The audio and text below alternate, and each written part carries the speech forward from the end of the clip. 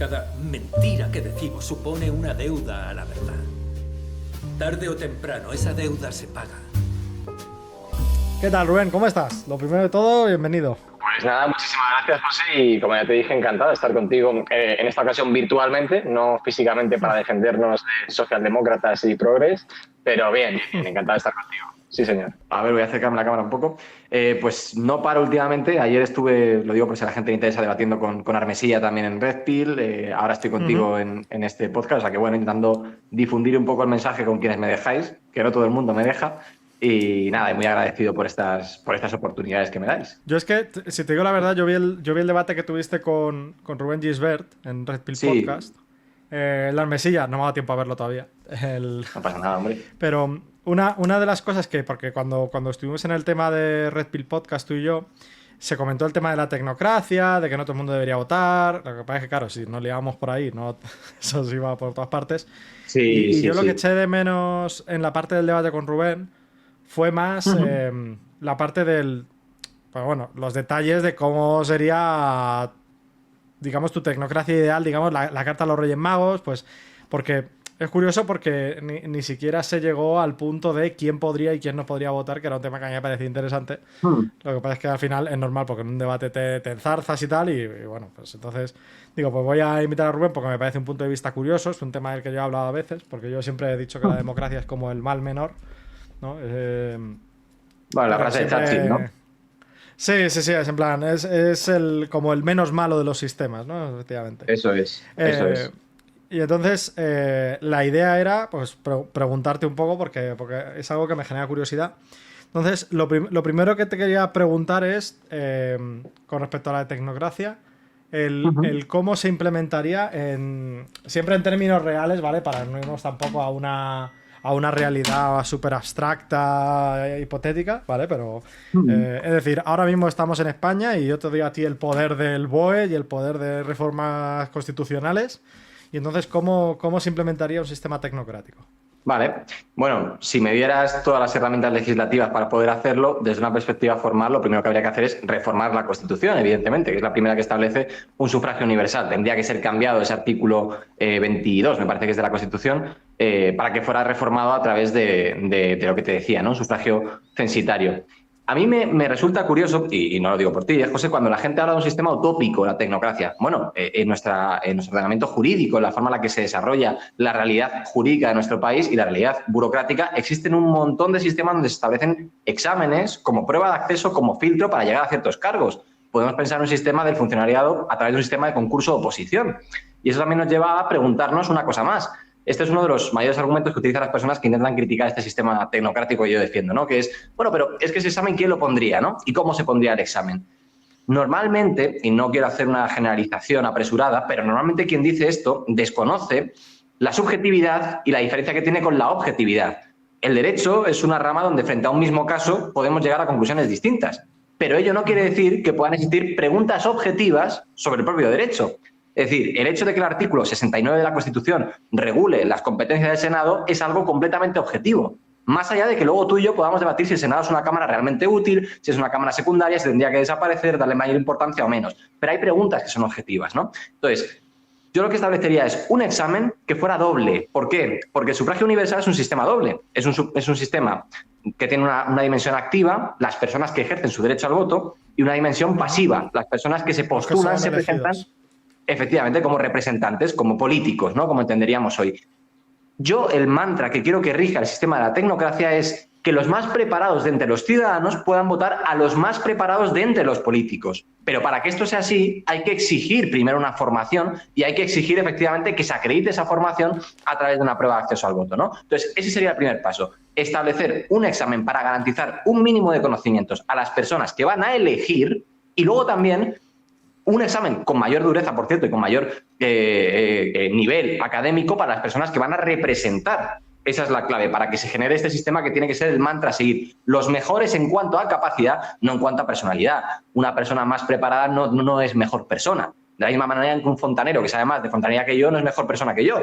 Y yo no seré mejor persona que un ciudadano medio por tener conocimientos en derecho, evidentemente, ¿no? Pero que los más preparados entre los ciudadanos puedan elegir a los más preparados entre los políticos. Esa es la clave. Vale, entonces, esto para... o sea, tú ahora imagínate que hacemos esta reforma, luego te preguntaré más sobre el tema del examen, porque a mí, por ejemplo, siempre me han surgido dudas ahí.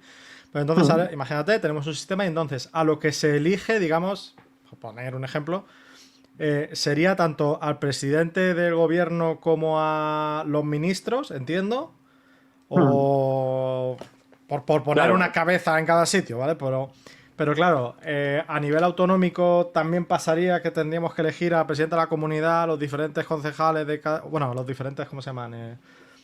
Consejeros, si no me equivoco. A los consejeros, sí, que son los ministros dentro de las comunidades autónomas, sí. Y luego también entiendo que a nivel municipal también. Claro, y las elecciones locales. Para mí, desde luego que sí. Es decir, las elecciones todas tienen incidencia y todas son para mí una cuestión de responsabilidad pública, ¿no? Que esa es la principal diferencia que existe entre un formalista de la democracia como es Gisbert, que piensa que el voto tiene que ser una herramienta para reflejar una preferencia individual, y las personas que creemos en un concepto de nación jus moralista, ¿no? Por decirlo de alguna manera, que creemos que hay un bien común que está por encima de todo lo demás. Entonces, claro, cuando esto es así, el voto se convierte en una herramienta de responsabilidad pública. Y siempre que tenga una incidencia tu voto sobre el de los demás, tiene que existir un control para que esa responsabilidad pública no se convierta en la tiranía de la mayoría, el ejercicio del poder de una mayoría sobre el resto de minorías, ¿no? Entonces, sí, mi respuesta es que efectivamente sí tendría que existir un filtro para cualquier elección en la que se presentaran. Se ejerciera el derecho a sufragio tanto activo como pasivo, incluso en las europeas. Y es que además el examen que se tendría que presentar en cada una de las elecciones sería distinta, porque evidentemente las competencias de una comunidad autónoma no son las mismas que las competencias que tiene el Estado a nivel general. Y las competencias del Estado a nivel general no son las mismas que las competencias de las entidades locales. Y por supuesto, las instituciones son completamente distintas cuando hablamos del Parlamento Europeo, las elecciones europeas, por ejemplo, que tuvimos en junio de 2024, ¿no? Entonces, claro, había que establecer exámenes diferentes para que las personas se pudieran presentar y acreditar la formación de sus conocimientos en cada una de las elecciones, y a partir de ahí, efectivamente, repito, que los más preparados pudieran elegir a los más preparados. ¿Y a quiénes se elige con este examen? Bueno, esto es debatible, es decir, yo aquí no tengo una respuesta cerrada porque, repito, que a mí lo que me importa no es tanto la configuración del poder orgánica una vez que se llega a las elecciones, sino establecer este filtro para garantizar lo que te decía, que se deje fuera a aquellas personas que sin tener ni herramientas ni necesariamente voluntad de hacer mejorar el país puedan incidir, repito, por una cuestión de responsabilidad pública en esa decisión, ¿no? Pero más allá de eso, mi forma de hacerlo sería organizarlo a través de consejos. Es decir, el consejo de personas que tuvieran que inscribirse en el Ministerio de Economía tendría que estar formado por economistas. Que parece que esto es una cosa sorprendente, pero bueno, es que no sucede en España. En España a un ministro no le tenemos por qué pedir que tenga formación dentro del ámbito del ministerio que dirige, que esto es una cosa tremenda. Es decir, el ministro de Economía en España no es el mejor economista español y el ministro de Transportes en España no es el mayor experto en transportes en España. ¿Y esto a qué nos lleva? Pues nos lleva... Literalmente no sabe nada de transportes. Literalmente no sabe nada. Y es que en el caso de transportes es especialmente flagrante porque efectivamente esto se traduce en que una persona que desconoce el sistema ferrovial de tu país lo que hace es, bueno, pues desobedecer las advertencias de Adif y de los trabajadores del mantenimiento de la red ferroviaria por no saber cuándo tiene que atender y cuándo no, ¿no? Ese tipo de problemas se podrían corregir cuando hubiera una formación acreditada, ¿no? Entonces, sí, yo creo que habría que establecer un examen para cada una de las elecciones y a partir de ahí quienes eligen son consejeros que forman parte del ministerio, donde el ministro tiene que ser el máximo representante del ámbito cuyo ministerio dirige. ¿Pero elegiríamos no solo al ministro, sino también a los consejeros, o nosotros al ministro y él a los consejeros? Podría ser de las dos formas, ¿eh? Yo creo que indiscutiblemente la persona que hay que elegir es al ministro. Luego es verdad que a partir de ahí es complicado establecer más elecciones, principalmente por problema de desconocimiento. Pongo un ejemplo. En México se aprobó una reforma constitucional hace muy poco que permitió que los ciudadanos eligieran también a los jueces. ¿Cuál es el problema de implantar este sistema hoy? Bueno, pues en primer lugar, el mismo que existiría para cualquier tipo de otras elecciones, que es que los ciudadanos, si quieren elegir a los jueces, tienen que manifestar un conocimiento en justicia, en derecho, evidentemente. Y en segundo lugar, que no todos los ciudadanos tienen por qué conocer a todos los jueces y magistrados en España. De hecho, podríamos hacer la prueba de irnos, yo qué sé, a la Gran Vía, preguntar a las personas que pasaran y probablemente una inmensa minoría sabría decirnos el nombre de más de 2 jueces o magistrados que hay en España, ¿no? Igual te saben decir Marchena, Cándido Conde Pumpido y ya está, ¿no? Claro, sí, ya entonces, y poco más. Entonces, yo creo que quizá la forma más libre, si queremos, de elegir a quienes van a representarnos sería con listas abiertas, es decir, yo elijo a un consejero, a un ministro y luego a los consejeros de forma abierta, no a través del sistema de listas cerradas, pero entendería que eso podría dificultar también el hecho del conocimiento que los ciudadanos pudieran tener sobre los consejeros, ¿no? Y que ese diferimiento entre quienes conoces y quienes no pudiera interferir de algún modo en la toma de decisiones. Entonces esto me parece debatible, ¿eh? Me parece interesante. Vale, una pregunta, porque esto sí que es una duda que yo tengo. Imagínate que vamos a elegir, no lo sé, al ministro de Industria, por ejemplo, ¿vale? Entiendo que el examen para poder votar me valdría para votar tanto al ministro de Industria como al de, yo qué sé, al de Economía. Sí, claro que sí, porque el examen que tuviera que tener unas restricciones más fuertes sería para el ministro. Es decir, el examen que sería personalizado en función del ministerio tendría que ser el que quisiera ejercer el cargo de ministro. Yo creo que, vamos a ver, a un ciudadano no se le puede exigir expertise en absolutamente todas las materias. Es algo absolutamente inviable. Pero desde luego sí que hay un mínimo de expertise que tiene que acreditarse en ese examen para que sirva como un filtro. Pongo un ejemplo muy claro, y es el mismo que repito siempre, ¿no? Pero una persona que no sabe distinguir entre Congreso y Senado es una persona que acredita que no sabe para qué vale cada una de las dos papeletas que va a meter en la urna el día de las elecciones. Darle ese voto a esa persona es exactamente equivalente que darle dos pinturas, una roja y una azul a un bebé y que por intuición y por instinto puro vote o elija la que más le corresponde, ¿no? El examen que tenga los criterios y el conocimiento y el nivel más alto, por tanto el filtro más exigente, tiene que ser para el ministro. Que, por cierto, yo no solamente exigiría a través de conocimiento, sino también de formación y experiencia, porque en muchas ocasiones es verdad que la formación no da capacidad y la capacidad no necesariamente está correlacionada con la formación. Hay personas muy capaces y muy inteligentes que no son necesariamente formadas ni instruidas en ninguna materia y personas muy formadas y muy instruidas que no son capaces ni siquiera en la materia en la que están formadas, ¿no? Entonces, por eso tiene que establecer un sistema de concurso o oposición. Yo tengo que acreditar una carrera longeva en el área en la que quiero representar a mi nación y a partir de ahí demostrar a través de un examen que cumplo con los requisitos también intelectuales, también teóricos para poder representarlos. Vale, esto siempre, a mí siempre que me planteo el tema de la tecnocracia, yo siempre me planteo la misma pregunta. Sí. Ahora, imagínate, Ministerio de Economía, ¿vale? Por poner un ejemplo real. Y tenemos a Rayo, a Juan Ramón Rayo, ¿vale? Que es doctor en Economía, ¿vale? Que se presenta porque tiene pues, los conocimientos, yo creo que para pasar una prueba de economía lo suficientemente exigente como para poder pasar. Y por el otro lado tenemos a Eduardo Garzón, que también es doctor en Economía, que también tiene los conocimientos. Y entonces se da la situación de que la ciudadanía tenga que elegir, ¿vale? Estoy poniendo un caso en el que solo estuvieran ellos dos, ¿vale? Pero bueno. Y entonces se da un caso en el que la ciudadanía tiene que elegir entre los dos, con posiciones muy diferenciadas en algo que no es una ciencia muy clara como es la economía, porque tampoco es una ciencia de 2 más 2, 4 al uso. Y con el problema de que, por ejemplo, en este caso Garzón podría hacer uso de la demagogia tipo salario... renta básica universal o empleo público garantizado para, digamos, llegar a los votos. Entonces, mi pregunta siempre es si en una situación así no nos podríamos arriesgar a acabar teniendo a Eduardo Garzón de ministro de Economía. Bueno, eso primero, para empezar, podría pasar ya hoy si Eduardo Garzón tuviera un cargo dentro de algún partido político que le otorgara la confianza como para darle el Ministerio de Economía. Decir... Bueno, si tú eres de Madrid, en el ayuntamiento ya estuvo de consejero de Economía. Estuvo con Más Madrid, me parece, ¿no? Correcto. Claro, efectivamente. Con el gobierno de Carmena. Eso es decir, que esto puede pasar y de hecho, mira, efectivamente, el Ayuntamiento de Madrid es un caso muy pragmático. Mira, esto es muy interesante lo que comentas y aquí está precisamente una de las cosas que intenté hacer ver ese debate que tuve, que es que no solamente basta con que una persona tenga un interés. Es decir, no vale con que yo quiera que se solucione el problema que pasa en mi municipio, o la carretera que está mal asfaltada que hay cerca de mi casa. No. Yo tengo que saber cuál es la mejor forma de poder hacerlo, porque si no, efectivamente, el interés de cualquier trabajador es que le suban el salario. Pero no siempre una subida de salario mínimo interprofesional es bueno ni para él ni para la economía. Esto es una cosa que hay que dejar clara, ¿no? Porque una subida irresponsable del SMI, que solamente se traduce en gasto de dinero público, se convierte en muchas ocasiones en una herramienta para convertir el paro friccional en paro estructural, lo cual es gravísimo principalmente para la clase trabajadora, ¿no? Entonces, esta reflexión a la que he llegado, que es muy simple, no es tampoco una materia de tesis doctoral, requiere por lo menos un mínimo de entendimiento de qué implica subir el salario mínimo profesional, ¿no?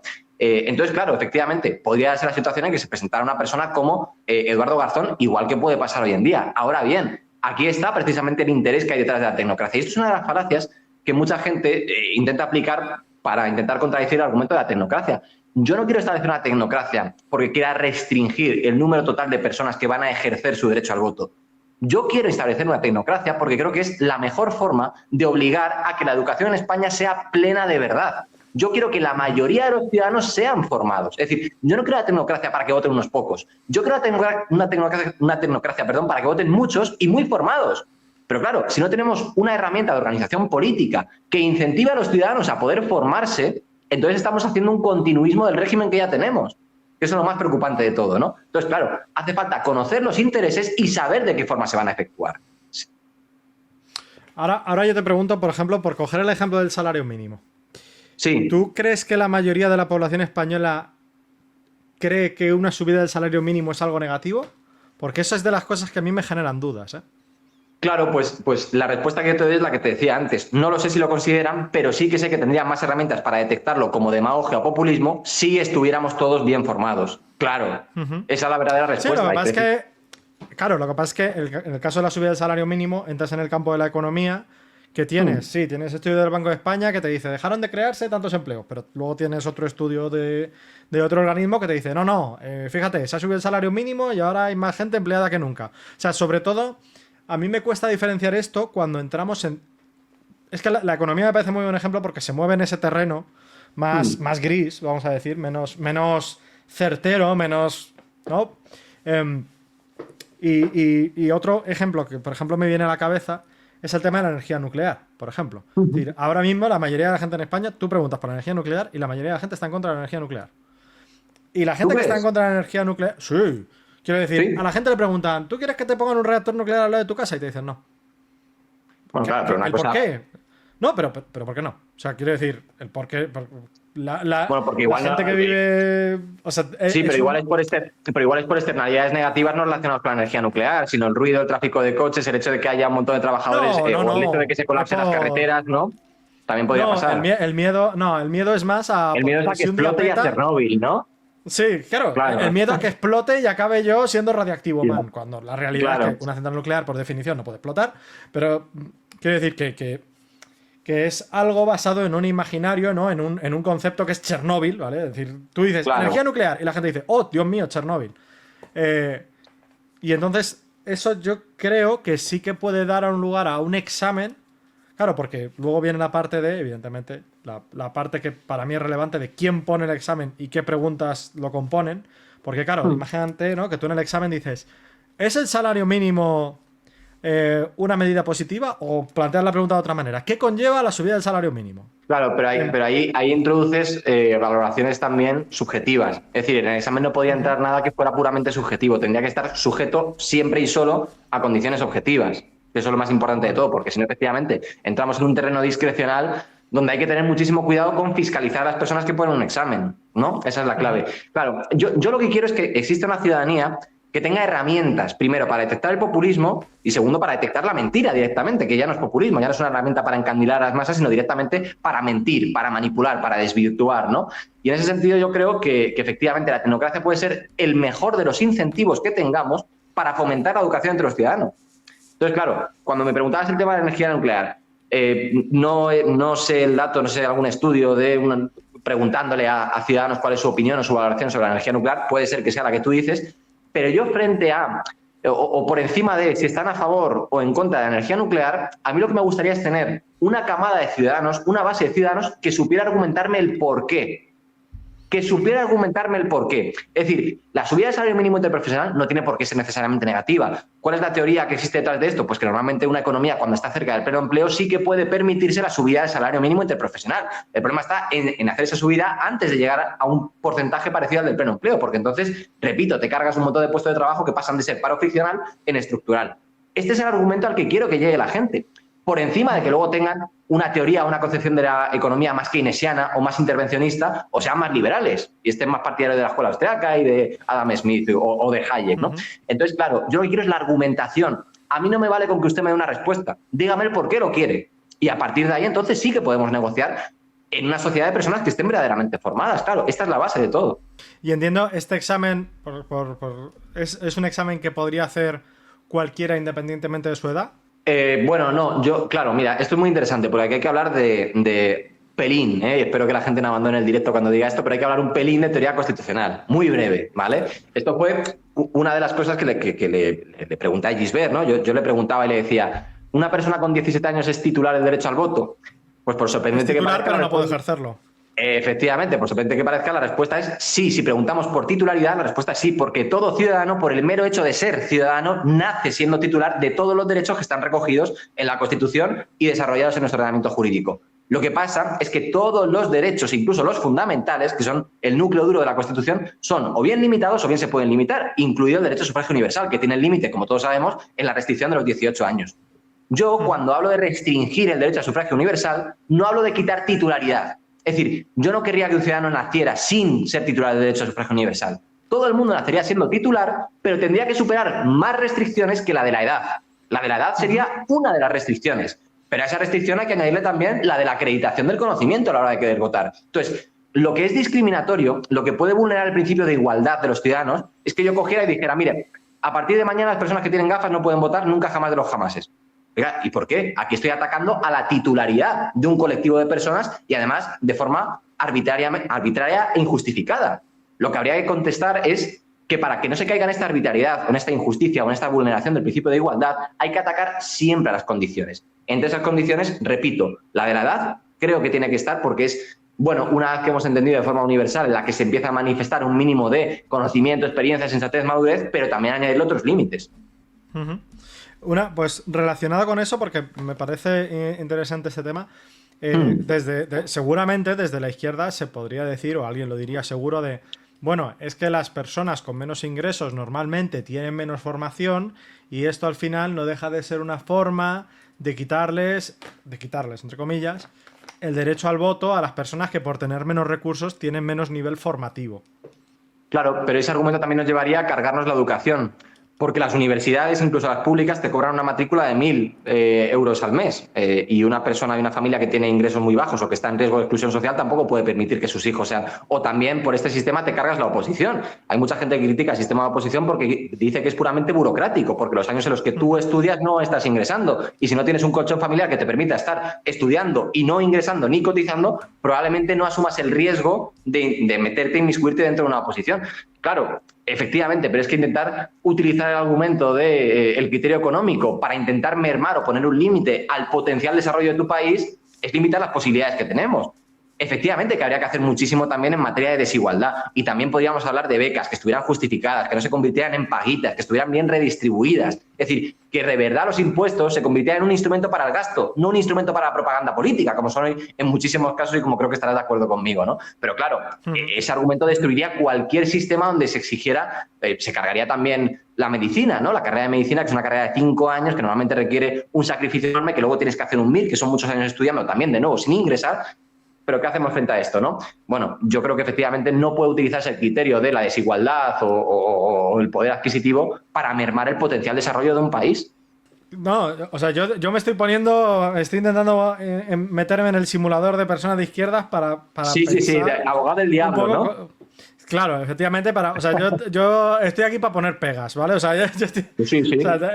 O sea, sobre todo porque creo que son los es lo que te decía, ¿no? Que creo que sobre todo en el debate contra Gisbert hubo un momento que os enganchasteis sobre casos prácticos y tal. Y yo sí que creo que hay o sea, para mí la democracia tiene deficiencias graves. Es decir, el ejemplo de los pensionistas es un ejemplo perfecto, pero a mí me parece que hay un ejemplo todavía más peligroso que el de los pensionistas, que es el tema de la redistribución de la riqueza. Es decir, tú ahora, en un sistema, si quieres, como el que defendía él, por poner la democracia ideal, ¿no? Y tú planteas en estos grupos de 100.000 personas oye, mira, es que en este distrito justo vive Amancio Ortega. O en el mío vive no sé quién. Si tú le preguntas a la gente que si quieren que se le quite dinero a otra persona para dártelo a ti, esa pregunta claro, es muy factible, es sencillo, relativamente sencillo, que la respuesta a esa pregunta sea sí. Claro, otra cosa es que luego ese dinero efectivamente acaba ahí o no, pero yo sí que pienso que se puede hacer esa demagogia y ese populismo para intentar conseguir los votos. Una de las cosas que también me llama la atención es en un gobierno tecnocrático, 4 años serían suficientes, porque una de las cosas que yo le veo muy fallida Lo que pasa es que, claro, yo lo pienso ahora y pienso en más años de PSOE y me pica todo. O pienso en más años de Rajoy y también me pica todo. Entonces, hay cambios que sí que es cierto que tú necesitas mucho más tiempo para que eso realmente se visibilice. Entonces, ¿serían gobiernos más largos que los que existen ahora? ¿Habría como una serie, digamos, de checkpoints de, oye, vamos a validar que el ministro de Industria siga o que lo cambiemos? Claro, yo creo que tendría que haber... Mira, esto es muy interesante lo que dices, ¿eh? Primero, tendría que existir la posibilidad de revocabilidad del mandato. Por supuesto que sí. Y tendría que estar en manos única y exclusivamente de los ciudadanos. No tendría que estar en manos de un tribunal constitucional ni de un Consejo General del Poder Judicial. No, de los ciudadanos, de los acreditados, los que acrediten formación, pero de los ciudadanos, ¿no? Es muy interesante lo que decías porque, fíjate, ayer estaba debatiendo con Armesilla, como te comentaba antes, en Red Pill, y dijo una cosa que, bueno, me pareció curioso, que es que lo más parecido al falangismo que existe en el siglo XXI es China. Dijo esto, ¿no? Bueno, se puede estar más o menos de acuerdo o no, pero sí que creo que la estructura de unos planes quinquenales, no necesariamente en un sistema socialista, y muchísimo menos en un comunismo que siempre ha terminado en un fracaso absoluto, allá donde ha puesto el más mínimo control, ¿no? Pero estructurar, como tú bien dices, la economía, la industria, el comercio, la educación, con planes quinquenales, te obliga a que no tomes la medida que más votos te vaya a ganar de forma instantánea, sino la medida que estructuralmente mejor pueda reformar el país, porque efectivamente ese es un problema brutal al que se enfrenta la democracia. La democracia en muchas ocasiones tiende a la medida más populista y no la que mejor soluciona el problema de tu país, porque el objetivo del político que propone la medida es ganar las siguientes elecciones y mantenerse un mandato más en el poder. Entonces, claro, si no consigues garantizar un mínimo de estabilidad en las medidas que se toman, vas a tener a tíos que están constantemente abocándose a elegir la medida populista y no la medida reformista en el buen sentido de la palabra. Entonces, sí, yo creo que estructurar la economía con una serie de planes quinquenales que estuvieran cerrados, que tuvieran un mínimo o un máximo de años, un umbral en el que se pudieran mover para modificarlo, sería absolutamente esencial. Siempre, repito, combinándose con ese otro control que se le tendría que entregar de forma verdadera, participativa y activa a los ciudadanos para que, a través de cualquier sistema, podemos pensar en un referendo, podemos pensar en algo parecido a una iniciativa legislativa popular, una reunión de firmas, algo similar, tuvieran la posibilidad de llevar a cabo la revocabilidad del mandato. Otra pregunta que me surge también, Sí. que es el tema de, o sea, yo ahora veo cuando hay unas elecciones, ¿no?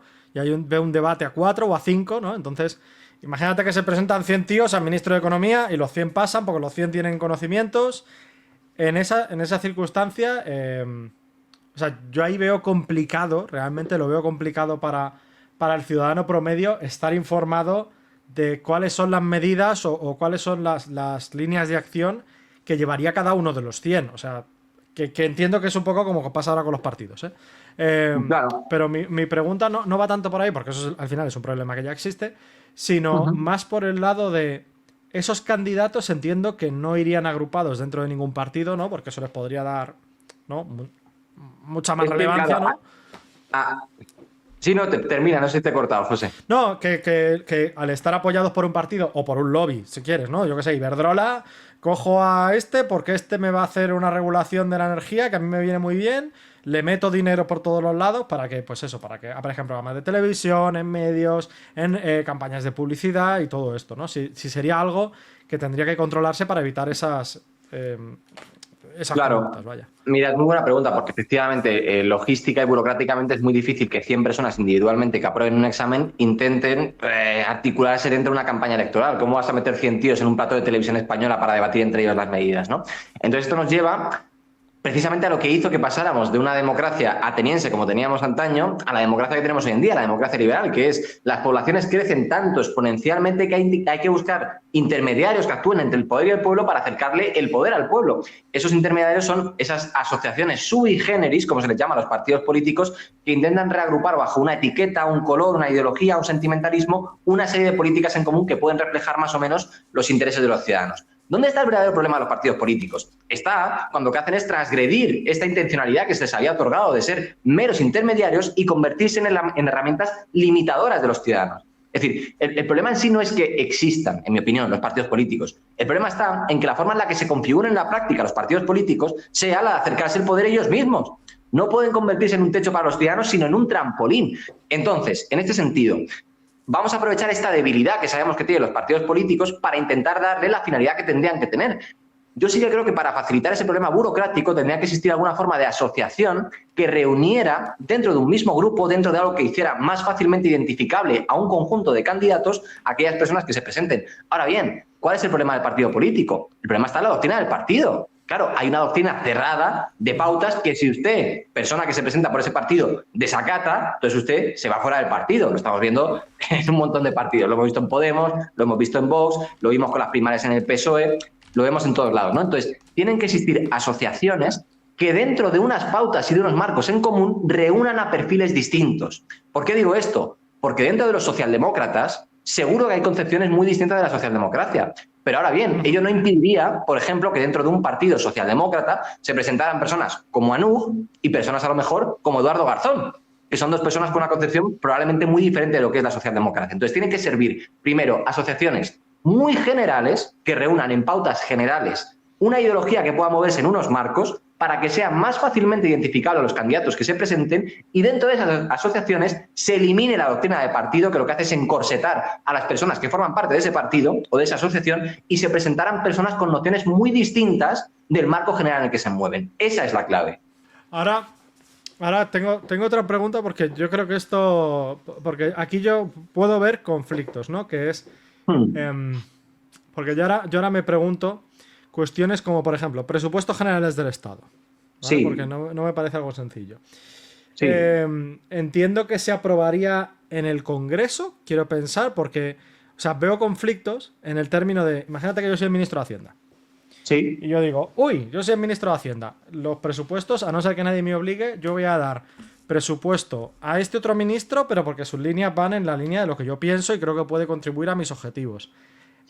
A este que se ha montado el Ministerio de Consumo, no, a este no le voy a dar nada. Entonces, mi pregunta ahí es cómo se podrían organizar unos presupuestos que garanticen que los fondos que recibe un determinado ministerio sean suficientes para que puedan llevar a cabo sus acciones, ¿no? Porque claro, o sea, creo que ves por dónde voy, ¿no? De voy a obstaculizar todo lo que pueda tus acciones desde ministerios que en un momento dado sus competencias pueden entrar en conflicto. Con herramientas de control al Parlamento. Las herramientas de control del Parlamento ya existen hoy en día, son la moción de censura y la cuestión de confianza. El problema es que o no se ejercen o se ejercen únicamente como herramientas propagandísticas. Es decir, cuando Vox llevó a Tamames al Congreso en una moción de censura, no lo llevó, es decir, lo llevó sabiendo que una mayoría del Congreso iba a estar del lado de Pedro Sánchez y no iba. Era un acto de propaganda política, no era un acto de cambio real. Si eliminas la doctrina del partido, y esto es fundamental, permites que personas dentro de tu propio partido puedan votar en contra tuya. Claro, esa es la clave. Si tú tienes encorsetados a un montón de diputados bajo las siglas del Partido Socialista, Pedro Sánchez hace así, y el resto hacen así o hacen así. Pero si tienes distintas líneas, si tú mantuvieras 3 cabezas distintas del Partido Socialista, y no quiero decir que una sea mejor que otra, pero tú tuvieras una Susana Díaz, un Pachi López, un Felipe González, un Pedro Sánchez, tuvieras varias líneas distintas, en cuanto Pedro Sánchez intentara obstaculizar el desarrollo del transcurso de los demás, tendrías a otras 3 cabezas de partido que tendrían al resto de asesores detrás suya para votar en contra de lo que dijera Pedro Sánchez. Porque el problema ahí está... O sea que sí que habría una representación. Claro, habría representación... Vamos a ver, si es que todos los partidos, todos tienen disidencias internas. Y esto es yo lo que siempre le reprocho a las personas que militan activamente en un partido político. Yo siempre se lo digo, oiga, mire, si usted no puede estar, es materialmente imposible que esté de acuerdo con la línea todo. ideológica, es absolutamente imposible. Pero vamos, completamente. Entonces, ¿cuál es el problema? El problema es que esta discrepancia que puede existir en los partidos, normalmente se queda en la esfera interna del partido. Es decir, yo me voy a mi reunión, a mi sede en Ferraz, debato con el resto de personas que van a la sede de Ferraz, pero luego de cara al público todos defendemos lo mismo. No. Dentro de una misma asociación tiene que existir personas que de cara al público manifiesten esas discrepancias. Porque si esas discrepancias también las comparten parte de la población, estás impidiendo que parte de la población pueda contribuir a generar disidencias dentro de tu partido. Entonces se genera esa línea monolítica de partido que una persona tiene que seguir y que no genera más allá que un encorsetamiento absurdo, ¿no? Con el tema de los presupuestos generales del Estado, pues por supuesto, como lo que te decía, mandatos de revocabilidad, herramientas de control al Parlamento, moción de censura y cuestión de confianzas, que no se votaran así o así en función del partido al que pertenezcas, sino realmente de tu propio criterio. Y, por cierto, muy importante, tenemos que acabar ya con la técnica con la cual se aprueban los presupuestos generales del Estado, que es una técnica acumulativa. No se hace en base cero, es decir, los presupuestos de cada año no se empiezan a redactar de nuevo, se hacen acumulándose. O sea, acumulo y subo partidas. Claro, sobre las partidas que existían el año pasado. Esto nos ha llevado, por cierto, una cosa que creo que no mucha gente conoce, que es que, claro, como es prácticamente imposible estar constantemente revisando todas las partidas presupuestarias que existen, ha habido años en los que se han acumulado partidas presupuestarias que estaban previstas para que se ejercieran un único año y hemos seguido contribuyendo a ellas porque no se cerraron al año siguiente. Ejemplo, la partida de los Juegos Olímpicos de Barcelona del 92 llevaba abierto 4 años hasta que alguien se dio cuenta de que había que cerrarla. Entonces, claro, hay que acabar con esa técnica legislativa horrible de llevar a cabo un proceso acumulativo de redacción de los presupuestos generales del Estado y establecer una base cero, empezar de cero. Oiga, cúrreselo, que le pagamos el sueldo para eso, que le exigimos formación para eso. Y luego ya, efectivamente, acabando con la doctrina de partido, que es fundamental. Vale, entonces, lo digo porque yo en este punto, tal y como lo pienso, entiendo que tus ideas, en parte con la de Rubén Gisbert, podrían ser compatibles en términos de representación en lo que se refiere al legislativo, al Congreso, para poder aprobar unos presupuestos, pero que el sistema de gobierno, es decir, que el Ejecutivo sea una tecnocracia. Pero, o sea, quiero decir, habría cierta parte de conflicto con lo que dice Rubén, porque el Ejecutivo no estaría basado en una democracia, pero sí que podría haber cierto consenso en la parte de, pues eso, de acabar con la doctrina del voto y que los que están en el Congreso, si quieren votar algo en contra, tengan que responder ante los ciudadanos que los han elegido, entiendo. Claro, vamos a ver, yo con Gisbert, ojo, yo no hago una enmienda a la totalidad a la crítica que hace Gisbert. Es decir, a mí la crítica que hace Gisbert al sistema partitocrático fue lo primero que le dije en el debate. Digo, mira, yo no me quiero encasillar en un debate terminológico de si esto es partitocracia o tecnocracia o si esto es la madre que los parió a todos, porque de hecho yo admito el término partitocracia, no me causa ningún tipo de inquietud, lo voy a admitir, pero vamos a ver cuál es la propuesta de cada uno, ¿no? Es decir, yo admito la crítica que él hace. En lo que difiere es la solución. ¿Por qué? Primero, porque la circunscripción de 100.000 habitantes, de establecer un representante por cada 100.000 habitantes, en mi opinión, no soluciona el problema, lo triplica. En vez de haber un rufián por nacionalismo, habría 10 rufianes por nacionalismo. Claro, entonces dígame usted qué soluciona esto, ¿no?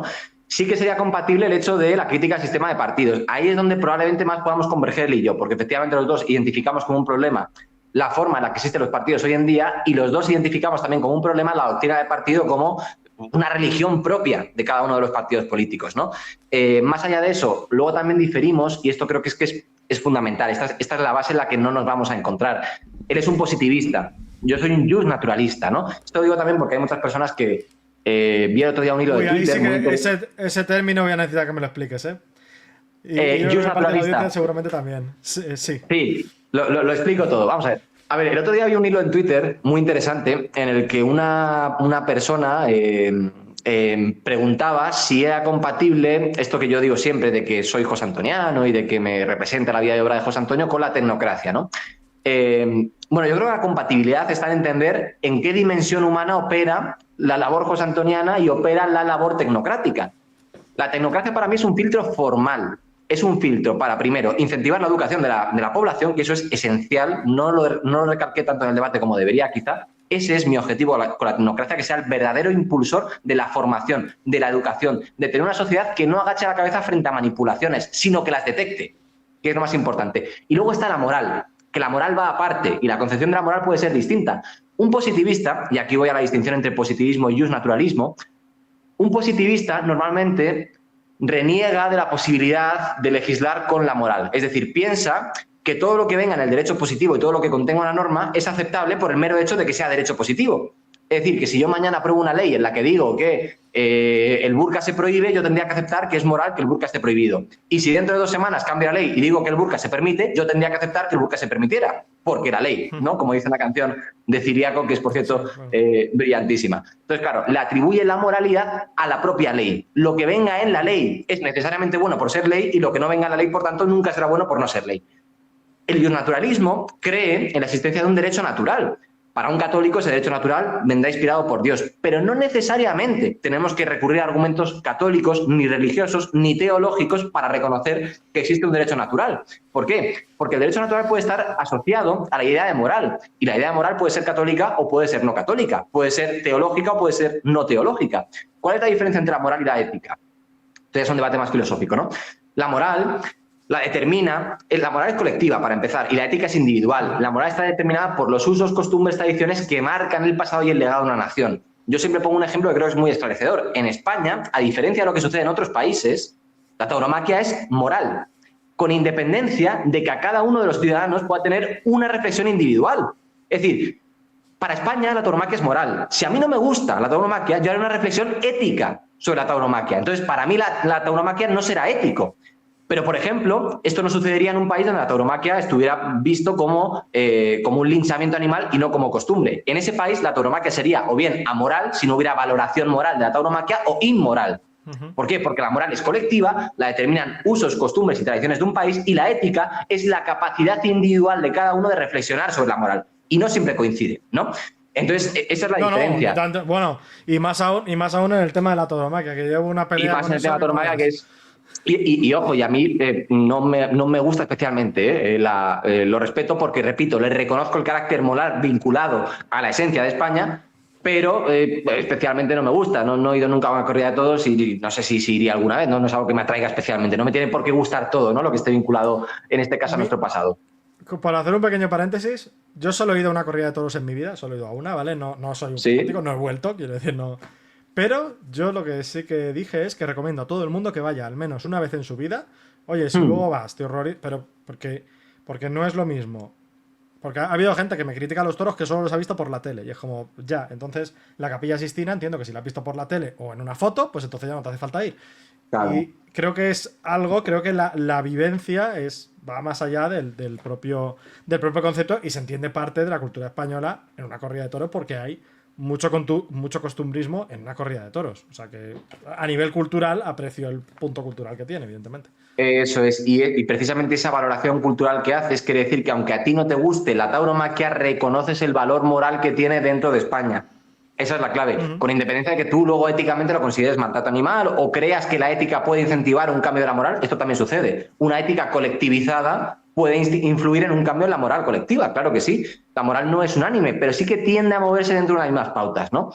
Y en esas pautas es donde no encontramos el punto de conexión Gisbert y yo. ¿Por qué? Porque Gisbert, como positivista que reconoce ser, admite que el voto simplemente refleja una preferencia individual. Yo, como just naturalista, lo que reconozco es que el voto tiene que ser una expresión de la moral que tiene que estar siempre por encima del derecho. Porque es cierto que la ley, bueno, pues tiene unos mecanismos en los que se intenta justificar como aquello de lo que emana la soberanía nacional. Pero claro, hay líneas rojas que no se pueden traspasar y esas líneas rojas que no puede traspasar la legislación tienen que estar marcadas siempre sobre la moral. Yo es lo que le decía a Gisbert, si mañana llega una persona que empieza a montar una hermandad musulmana en España, esa hermandad musulmana se llena de una mayoría de musulmanes en España, tiene que ser inmoral, aunque burocrática y legislativamente cumpla con las mayorías, implantar la Sharia en España, porque la Sharia atenta contra todos los principios de la moral española en todo nuestro pasado. Eso nunca puede suceder, aunque tenga las mayorías suficientes. Claro, ahí están los límites morales que yo también introduciría dentro de esta tecnocracia. Y ahí es donde Gisbert y yo no nos vamos a encontrar probablemente nunca. No, bueno, en esa parte seguro claro que no vais a encontrar. Uno de los temas que siempre sale cuando yo he hablado este tema con, bueno, pues o bien con la gente que está en los directos o por Twitter, siempre sale el mismo tema con respecto a la restricción del voto, y yo creo que sabes cuál va a ser, que es si personas que cobran dinero público deberían poder votar. Si no se puede ver viciado su voto por el hecho de que toda su de que todo su modo de vida dependa del dinero público. Claro, yo creo que el dinero público no tiene que ser una restricción, pero sí aquellas prestaciones no contributivas que no estén justificadas. Es decir, yo siempre pongo 3 límites que tienen que operar en una tecnocracia, o en mi tecnocracia ideal, ¿no? El límite moral, el que acabo de explicar ahora mismo, las líneas rojas que tienen que impedir que la legislación pueda llegar a cualquier parte del mundo. No, señor, tiene que usted moverse en unas líneas rojas que están delimitadas por la moral. En segundo lugar, un límite epistémico, que es el que explicaba al principio, el conocimiento que uno tiene que acreditar cuando accede a un examen, y luego un límite clientelar. Claro que sí, las personas que iban por paguitas, que no estén justificadas por motivos de desempleo, por motivos de lactancia, de baja por maternidad, de mantenimiento de una persona con cáncer, de víctima por terrorismo, que no estén justificadas de verdad, donde haya un malgasto de dinero público que se dé únicamente porque se cree que hay que incentivar por discriminación positiva a un determinado colectivo de personas, oiga, usted tiene un conflicto de interés en que salga determinado partido, que va a ser siempre el partido que le mantiene la paguita. Claro, eso es una incompatibilidad absoluta, porque si no lo que hacemos es convertir España en una red clientelar absoluta, convertir España en la Andalucía de los ERE del Partido Socialista y empezar a pagar a todo el mundo para comprar el voto. Claro que sí. Entonces, aquí tiene que haber una incompatibilidad. Sí, dime. Entonces, por ejemplo, ¿las pensiones no contributivas serían un caso? Claro, las pensiones no contributivas podrían ser un caso. ¿O los funcionarios serían otro caso? Porque al final son un coste neto. No, los funcionarios no, porque realmente, fíjate, el único conflicto de interés que puede tener un funcionario es que alguien amenace su puesto. Entonces, una persona puede amenazar el puesto del funcionario incluso queriendo aumentar el tamaño de la administración pública. Porque yo puedo decir que la administración pública sea más grande, pero quito la inamovilidad de los funcionarios. Entonces, el funcionario tiene que existir. Ahora bien, tiene que haber una reforma estructural de la administración pública en España para que el funcionariado sea eficiente. Coño, que ese es el problema que tenemos en un funcionario público en España. Que tú eres inamovible de tu sillón y por tanto, pues, ¿qué preocupaciones vas a tener para hacer bien tu trabajo, ¿no? No todos.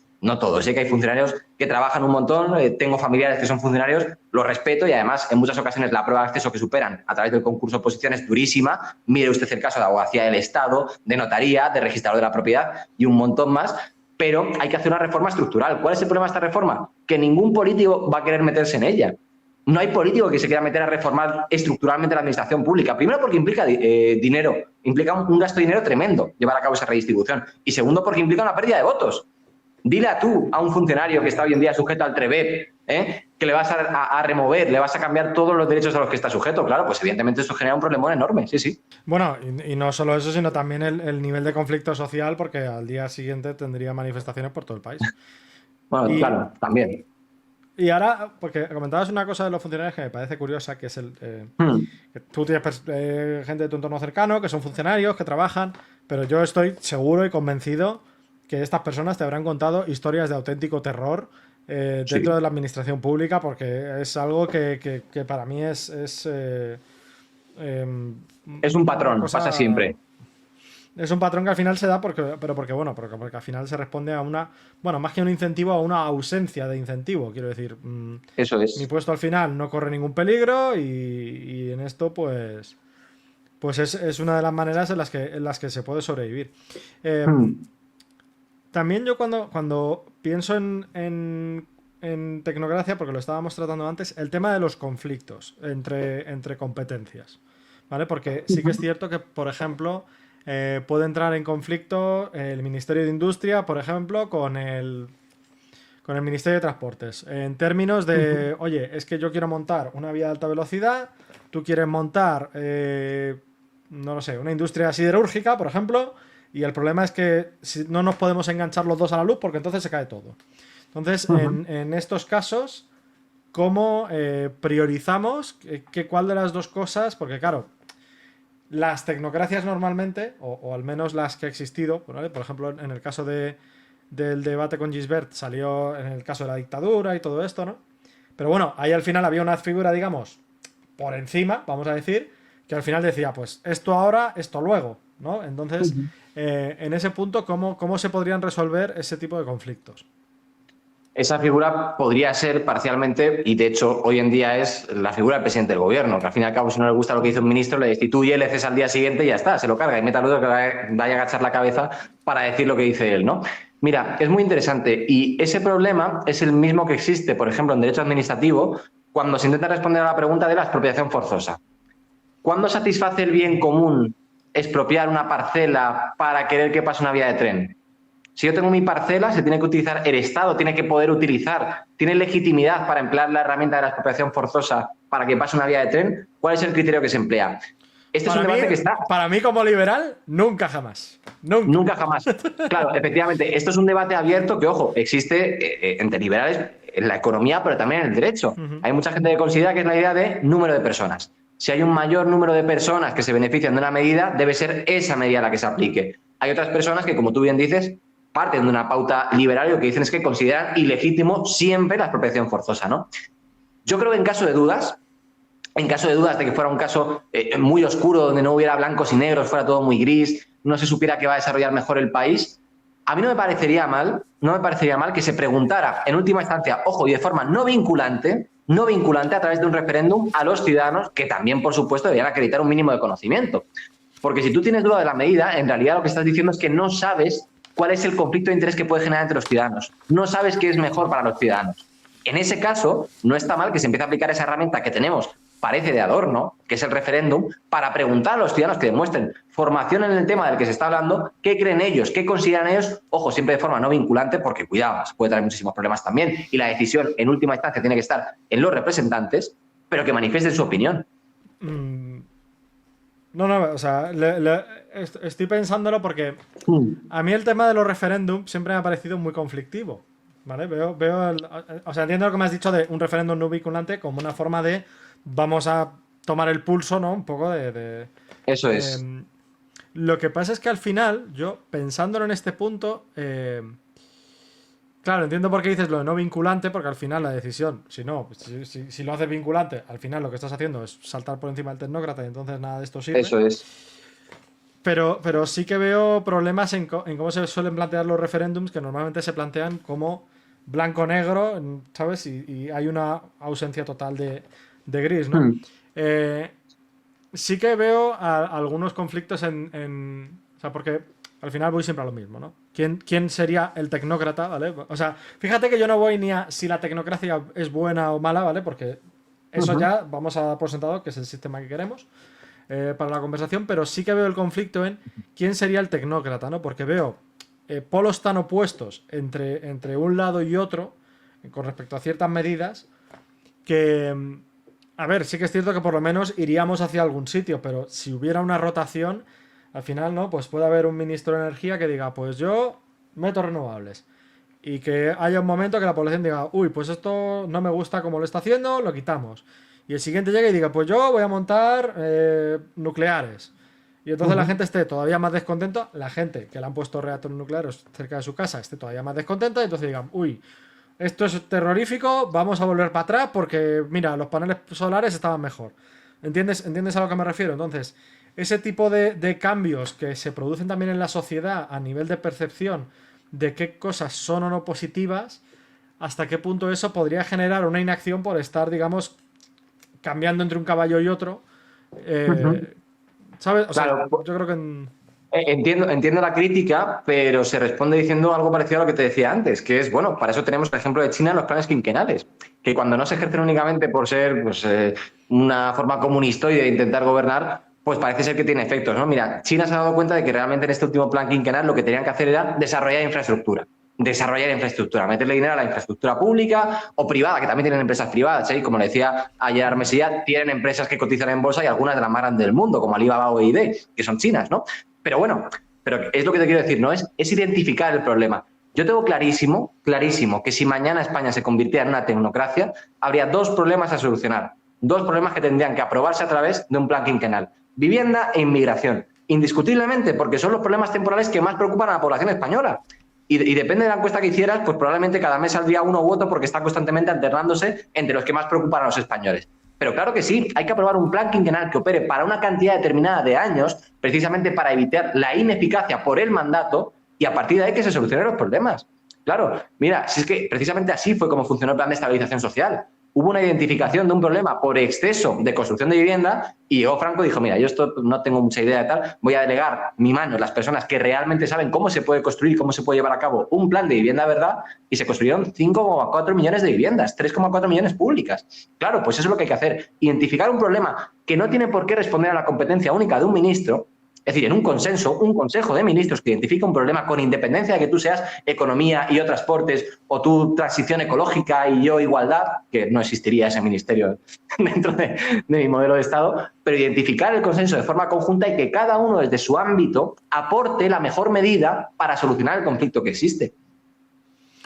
Vale, esto puede parecer una cuestión, o sea, como muy elemental. Bueno, lo primero, en el caso de vivienda e inmigración estoy de acuerdo contigo. Añadiría pensiones como tercera pata, porque Sí. me parecen me parecen o sea, lo contrario a la Santa Trinidad, ¿vale? La tríada del infierno de los problemas que tenemos ahora en España, además, todos los tres relacionados entre sí. Yo lamentablemente pienso que el tema de la vivienda no tiene solución. O sea, quiero decir, porque o sea, si hoy saliera Pedro Sánchez, ¿vale? Hoy convocase elecciones, sacase mayoría absoluta o fuera al Congreso y Vox y PP estuvieran todos de acuerdo, o sea, fíjate qué fantasía, ¿eh? Y dijera, vamos a construir 4 millones de viviendas. Eso, en el mejor de los casos, resolvería el problema dentro de 4 años o dentro de 3 años. Pero ahora estaríamos... O sea, una de las quejas que yo siempre hago al problema de la vivienda es que es un problema que no puedes resolver chasqueando los dedos, que requiere tiempo para toda esa planificación urbana. Quiero decir, al final, tú no puedes construir y ala. No quiero decir, tienes que tener un alcantarillado, tienes que tener unas líneas eléctricas, tienes que tener... O sea, requiere de cierta planificación, requiere de cierto orden, requiere... Y creo que todo eso, para cuando quiera resolverse, o sea, pienso que vamos de cabeza a un conflicto social descomunal, porque creo que es un problema que no se va a resolver, porque al final... no, o sea, se tenía que resolver en 2018, ¿vale? Para ver las soluciones ahora.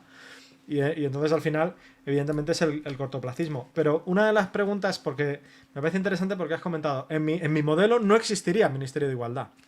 Pero eso me lleva a una pregunta, y es, ¿qué ministerios habría y quién decidiría qué ministerios deben existir? Porque si tú ahora mismo le preguntas al PPT, o sea, si lo basáramos en una mayoría parlamentaria, el Ministerio de Igualdad seguiría existiendo.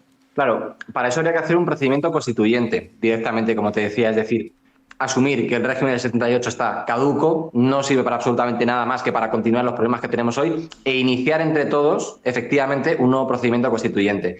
Esa nueva constitución que diera lugar a ese proceso tendría que estar en manos puramente de expertos. Ahí no puede, la ciudadanía puede manifestar sus preferencias y puede... Mira, esto es un tema interesante. Todos los regímenes, todos, incluso los democráticos, tienen ideología. Ojo, el hecho de reconocer la propiedad privada dentro de nuestro ordenamiento jurídico manifiesta que hay un derecho que se consigue por conquista liberal. El honor, la propiedad, el honor, la intimidad, la propia imagen también son derechos individuales conseguidos por conquistas liberales. También hay derechos sociales que en muchas ocasiones entran en conflictos, ¿no? La expropiación forzosa, por ejemplo, el derecho a una vivienda digna, que es un principio rector más que un derecho, pero se malinterpreta también, ¿no? Entonces, claro, bueno, se malinterpreta porque conviene, quiero decir. Claro, de forma ventajista, sí, indiscutiblemente, ¿no? Entonces, yo creo que tiene que ser... tiene que salir de la pluma de las personas acreditadas, es decir, de los expertos en derecho, de los expertos en economía y de los expertos en general, de los tecnócratas. Eso sí que serían los verdaderos tecnócratas, ¿no? Como el plan, repito, de estabilización social, que sale de la pluma de las personas que eran expertas en economía, Joan Sardá, toda esta gente, ¿no? Ahora bien, los ciudadanos pueden manifestar sus preferencias y precisamente ahí está el poder que tiene un referéndum. Preguntarle a una mayoría de ciudadanos y decir, oiga, ¿usted qué apoyaría antes? ¿Un Estado donde interviniera menos, una nación donde interviniera menos el Estado, una nación más intervencionista? ¿Una nación más parecida a Noruega o una nación más parecida a Suiza? ¿No? Y que a partir de ahí se manifestara. Es decir, los ciudadanos siempre tienen que dar las líneas generales en las que se va a mover y en las que se va a comportar el propio país. Pero sobre esas líneas generales, quien tiene que tomar la mano es la persona que sea la verdadera experta, el verdadero tecnócrata, para que opere la técnica, no opere la voluntad. La voluntad está muy bien, pero la voluntad sin técnica se convierte en un idealismo absurdo que no lleva absolutamente a ningún lado, ¿no? Y todo esto, repito, conjugado con líneas rojas. Siempre tiene que haber líneas rojas. O sea, España y Occidente, y esto lo dije además en el debate, se fundamenta sobre tres pilares esenciales: la filosofía griega, el derecho romano y los valores cristianos. Si tú te integras en una cultura mediterránea, en una cultura... No judeocristianos, ¿eh? No judeocristianos. Efectivamente, valores cristianos, que quede clarísimo, ¿eh? Si se fundamentan esos tres, tú tienes que intentar adaptar el sistema que mejor represente esos tres valores, porque es el continuismo de tu nación, porque como decía, y aquí no puedo evitar citar a José Antonio, el hombre es un portador de valores eternos que encuentra su máxima grandeza dentro de la vigorosidad que adquiere la nación en la historia. Esa es la clave. Entonces no podemos cambiar el transcurso de la historia a voluntad propia, porque si no, podríamos dejar en manos de una mayoría de ciudadanos mal informados el futuro que tiene que convertirse en la nación. Y si mañana España tiene que convertirse en Españistán, pues se convertiría en Españistán, si hay una mayoría de musulmanes. Esto es inadmisible desde el punto de vista moral, ¿no? Entonces, los ciudadanos tienen que dar unas pautas que se muevan dentro de unos parámetros morales. Y dentro de esos parámetros morales, los que concreten los intereses de los ciudadanos, los que precisen y perfilen el bloque de marfil, tienen que ser los tecnócratas. Este ejemplo es muy bueno. Los ciudadanos te ponen el bloque de marfil en la mesa. Mire, yo quiero que este bloque sea de 2 metros, de 3 de ancho, de 4 de largo, que sea blanco, que sea tal. De hecho, te doy el cincel. Pero tú, tecnócrata, perfilas y creas la figura final, para no salirte de ese marco, pero para ser tú el que con la técnica perfile la escultura final. ¿Piensas que sería realista el modelo ¿Sí? en términos de... Porque, por ejemplo, ahora al final las elecciones tú vas cada 4 años y votas en municipales, autonómicas, generales, europeas, ¿vale? Al final, Sí. 4 años, 4 veces que tengo que ir a poner un papel en una urna. O sea, realmente a nivel de participación por parte de la ciudadanía exige muy poco en términos de exigencia. ¿Piensas que tener un sistema como este, que sí que es mucho más exigente, acabaría con mucha de esa participación en términos de, joder, es que me tengo que ir a votar ahora a los consejeros de la comunidad, que al final no es lo mismo votar al PP, que entiendo que iría en las asociaciones que comentabas, ¿no? Pero en el cambio de un sistema al otro no podría llevar a que mucha gente dijera, buf, esto es Claro, mucho lío, ¿no? es que fíjate, si me preguntas a mí, yo te diría que esas 4 lecciones me cargaría 2, porque no creo ni en la Unión Europea ni en las comunidades autónomas. Entonces, eso ya te deja fuera a la mitad de las opciones que ponías, ¿no? ¿Por qué no creo en la Unión Europea? Muy resumido, porque creo que es ceder la soberanía de las puertas de tu casa a una persona que es completamente ajena a ti y que te tiene sometida. Bien, eso para empezar. ¿Por qué no creo en las comunidades Estamos de autónomas? acuerdo, ¿eh? Estamos de acuerdo. Vale, fantástico, En lo de las autonomías fantástico. no vamos a estar de acuerdo, pero en lo otro sí. Vale, pues voy a lo de las autonomías, que igual es donde hay más debate, ¿no? Las autonomías implica crear micronaciones dentro de tu propia nación, que en muchísimas ocasiones dan lugar a un montón de conflictos competenciales. Si es que el Tribunal Constitucional, durante una época, sobre todo en su fundación, se convirtió más en un organismo de resolución de competencias dentro intraterritoriales que en un organismo de amparo de los derechos fundamentales, que es lo que tiene que ser, amparar la garantía, primero, de la constitucionalidad de las normas y, segundo, de la garantía del cumplimiento de los derechos fundamentales del ciudadano a través de los recursos de amparo, ¿no? Pues se convirtió durante muchísimo tiempo, copó una parte tremenda de su jurisdicción, del uso de la justicia, del poder de la justicia, e intentar dilucidar a qué competencia le corresponde a qué comunidad autónoma. Entonces, es crear micronaciones. Y los estatutos de autonomía, que por cierto son tremendamente injustos en muchas ocasiones, no puede ser que a los vascos se les conceda un régimen, o a los navarros, un régimen fiscal distinto al resto de españoles. Son microconstituciones dentro del sistema español, ¿no? Entonces, yo creo que un Estado centralizado, donde se respondiera primero al interés general de la nación a través de un Estado centralizado y luego a los intereses locales de los municipios, de los ciudadanos, mediante las entidades locales que tienen que existir, porque evidentemente un presidente del gobierno no puede ser consciente de lo que pase en, no sé, en un municipio de 8.000 habitantes, esos tienen que existir, pero tiene que ser la única combinación. Interponer ¿No una te parece administración... que... Dime. O sea, ¿no te parece? Porque una... O sea, veo el punto, ¿eh? O sea, veo el punto, pero a mí lo que me parece es que hay mucha distancia entre el municipio y la política nacional. En términos de, imagínate que yo soy de Villarrobledo, de un pueblo, Sí.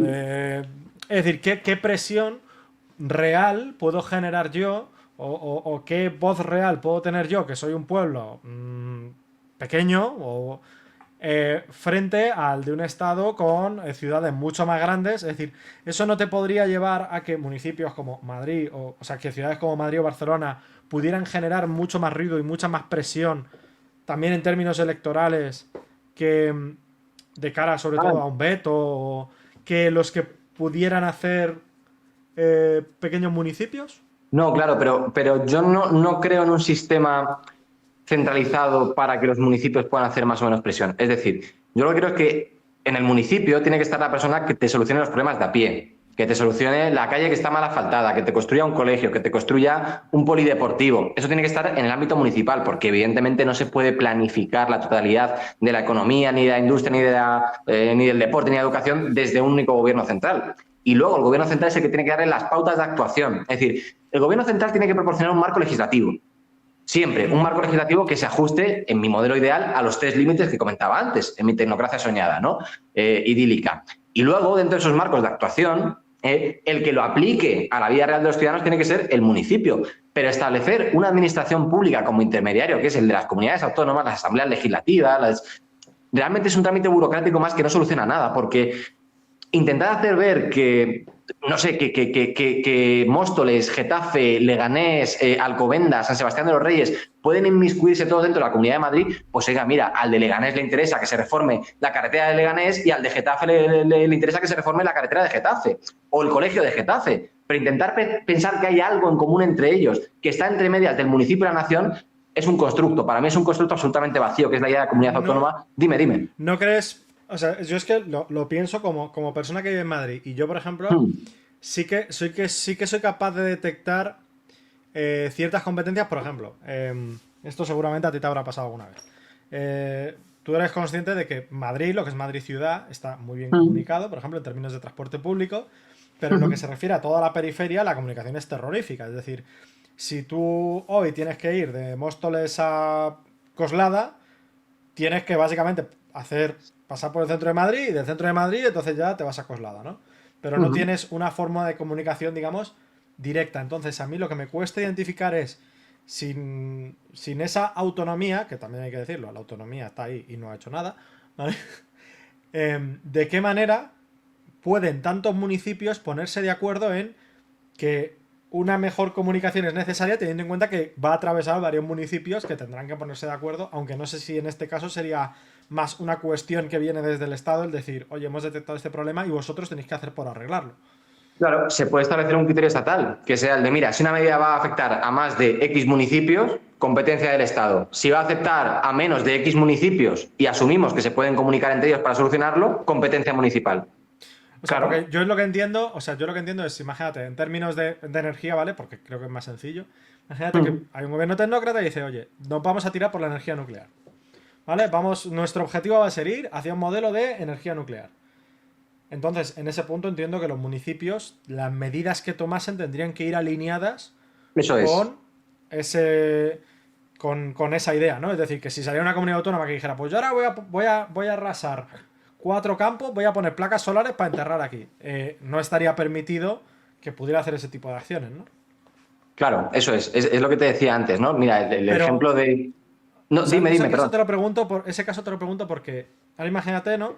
Que hay un municipio que hace ese tipo de acciones. Entonces, digamos que habría una cesión por parte del gobierno central a un municipio. Claro. Pero si esa cesión se produce, entonces, ¿de qué ha servido la elección por parte de los ciudadanos del municipio del experto de ese municipio? ¿Me explico? Claro, porque el experto del municipio tiene que ser el que mejor aplique el marco legislativo que le otorgue el Estado. Si trasladamos otra vez el ejemplo del bloque de mármol, que decíamos y que servía para establecer la relación de ciudadanos y representantes de forma muy genérica, de forma competencial en la relación que existe municipio-Estado, en este caso es el Estado el que le otorga el bloque a los tecnócratas del municipio para que lo perfile dentro de su ámbito de competencia territorial. Claro, esa es la clave. Es decir, el Estado tiene que decir, mira, en España se tiene que construir o se va a destinar de forma genérica X cantidad de dinero público. Y dentro de esa X cantidad de dinero público para esta partida presupuestaria, una parte irá para educación, otra parte irá para sanidad, otra parte irá para carreteras, etcétera. Tú tienes que elegir al tecnócrata que sepas que mejor va a distribuir ese dinero, que lo va a hacer de forma más eficiente, que va a beneficiar mejor los problemas que existen en tu municipio. Es decir, a tu representante que ejerza mejor la aplicación efectiva del marco que ponga el gobierno, ¿no? Para mí esa es la clave, es la distinción. O sea, entiendo el punto, entiendo el punto. Gracias, Sergio, por la raid, que nos acaba de entrar aquí un montón de gente. Ahora te quería preguntar porque, o sea, el tema de la tecnocracia me ha resuelto un montón de preguntas que yo tenía sobre el tema de la tecnocracia. Me alegro. Pero ahora te quiero preguntar, si no te importa, por un poco de cuestiones de actualidad, ¿vale? Porque hemos tenido las elecciones de Aragón hace poco, tenemos ahora Castilla y León y tenemos Andalucía en junio, si no me equivoco. Entonces, mi pregunta un poco vendría en la línea de ¿dónde crees tú que ahora mismo está el problema? O sea, porque hay gente que dice que vamos a ver la desaparición del PSOE. A mí me parece difícil, pero yo no lo creo porque creo que están tan enraizados que bueno, me parece difícil verlo incluso a 20 años vista. Tú piensas, porque los que estamos... Realmente a mí lo único que me interesa, por ser honesto, de Castilla y León es quién sea segunda fuerza. En las provincias, sobre todo. Porque se habla de que podría en algunas provincias haber sorpaso de Vox al PSOE y eso es lo que realmente a mí me interesa ver, ¿no? Entonces, en ese punto, yo te quería preguntar cómo ves tú cómo se está moviendo ahora el tablero en la cuestión política. Vale, en líneas generales, ¿no? A ver, yo creo que la ventana de Overton se está moviendo. Se está moviendo, y lo digo porque esto es un terreno que teníamos perdidísimo hace unos años. Y cuanto más nos vayamos al pasado, más perdido teníamos. O sea, en el 15M había debates que no se podían traer a la esfera pública. El feminismo era inamovible, el colectivo LGTB era inamovible. Hoy en día vemos que hay cuestiones que se pueden debatir. Ya ves tú, qué privilegio, ¿eh? Poder debatir algunos de los dogmas que parecían establecidos, ¿no? Bueno, pues yo creo que se está moviendo. Ahora bien, el problema que tenemos del régimen del 78 es que es un sistema tan endogámico como cualquier otro que se haya diseñado. Y precisamente esto se pone de manifiesto sobre todo en un problema en el que muy poca gente repara, que es la LOREG, la Ley Orgánica de Régimen Electoral General. ¿Por qué nunca se ponen de acuerdo los 350 diputados para modificar o plantear un proyecto o proposición de ley que modifique la LOREG? Coño, porque los 350 diputados son los beneficiarios del sistema. ¿Cómo van a reformar, cómo van a cambiar las reglas del juego que les han permitido ganar en ese juego, ¿no? Si yo gano el ajedrez voy a querer que las reglas sean las mismas siempre, porque estoy manteniendo las reglas que me han permitido ganar, ¿no? Entonces, claro, ese es el problema fundamental. Y eso a lo que nos lleva es que siempre, da igual hacia dónde oscile un poco más el tablero, hacia dónde deje de oscilar, siempre hay un bipartidismo que se apoya en algo más. Y si Vox mañana se convierte en tercera fuerza, con 70 diputados, seguirá existiendo un bipartidismo en España, apoyado en una muleta verde. Bien, vale, apoyado en una muleta verde que puede hacer muchas cosas buenas para España, yo no lo discuto, pero un bipartidismo más. Entonces, yo lo que veo irreal a día de hoy es que Vox se convierta en segunda fuerza. Lo veo irreal. A partir de ahí me gustaría, sí, evidentemente, todo lo que fuera a sustituir al bipartidismo de Partido Popular y Partido Socialista me parecería positivo.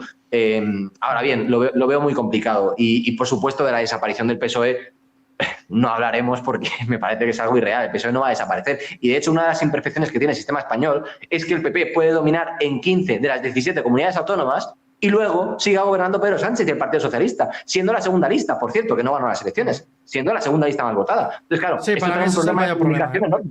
Ese es un problema brutal.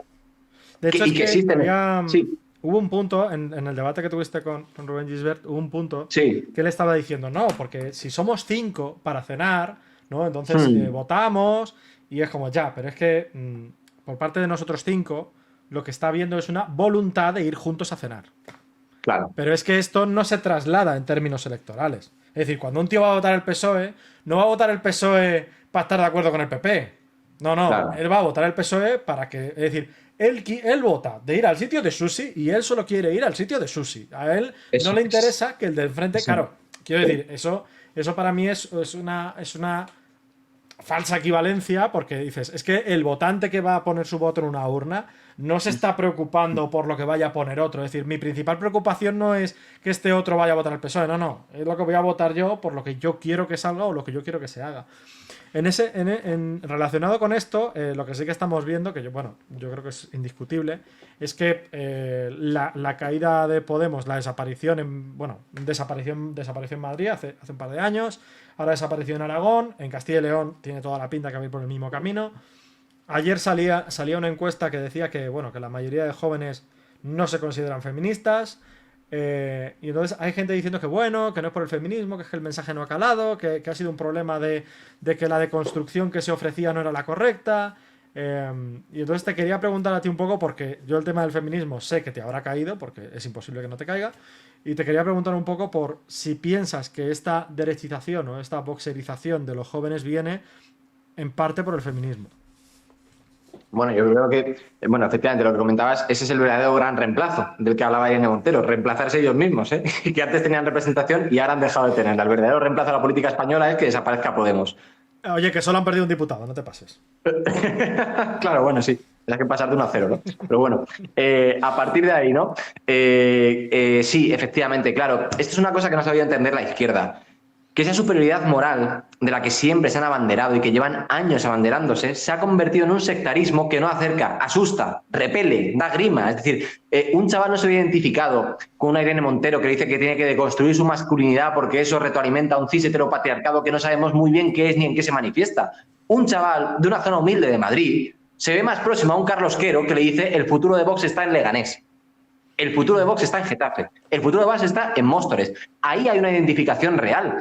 La izquierda ha dejado de desentender, la izquierda woke, que luego también si entramos o la izquierda indefinida, si queremos utilizar términos de Gustavo Bueno, se ha desentendido completamente de los problemas del ciudadano y eso es una gravedad enorme, porque esto lo que hace es que ese espacio que antes copaba esa especie de izquierda que sí que abanderaba un movimiento obrero, una causa obrera de verdad, ahora la está copando una derecha social, que es el punto al que está oscilando Vox.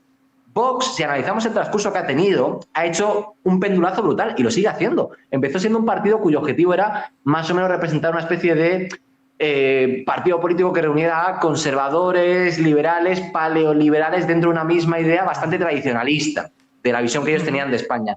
Poco a poco se está convirtiendo en una derecha social porque han observado que el problema de España está en la sociedad. El problema de España no está únicamente en la economía, está en que el problema social es que la izquierda no ha querido defender. No ha querido defender. Hay un montón de nichos de voto que están en temas que la izquierda no solo no ha tocado, sino que ha negado su existencia directamente, que me parece casi peor. Efectivamente, pero en el momento podemos hablar de eso, pues...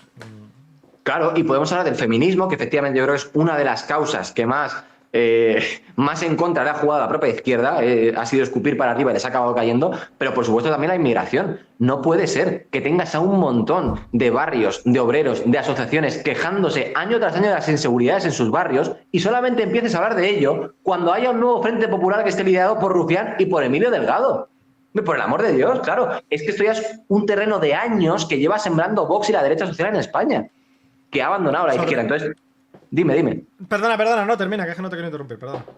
No, quería decir que principalmente esos son los dos problemas. Desentenderse de los problemas sociales que deberá tener los ciudadanos. Eso es hacer una cesión completa del terreno a aquel otro que sí que los ha abordado de verdad. Una de las cosas que comentabas es lo de Rufián y Emilio Delgado, ¿vale? Yo me vi la charla entera, que evidentemente esto es un tema que creo que es necesario comentar.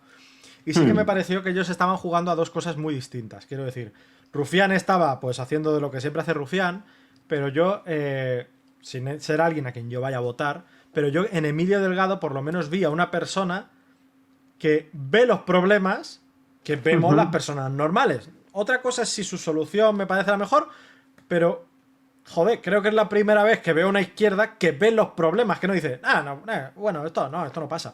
¿Sabes? Que por lo menos vi que es alguien que entiende que hay barrios inseguros, que esos barrios existen, que hay un problema de vivienda, que hay un problema con ciertos temas y que, vamos, no sé qué percepción te da a ti, pero yo pienso que se lo van a calzar porque solo hay que ver la reacción que tuvo Podemos al día siguiente, que fue el está comprando el marco de la ultraderecha, señal inequívoca de que se lo van a calzar, de que van a ir a por él con todo, pero yo sí que por lo menos vi algo de una izquierda con la que yo puedo mantener una conversación.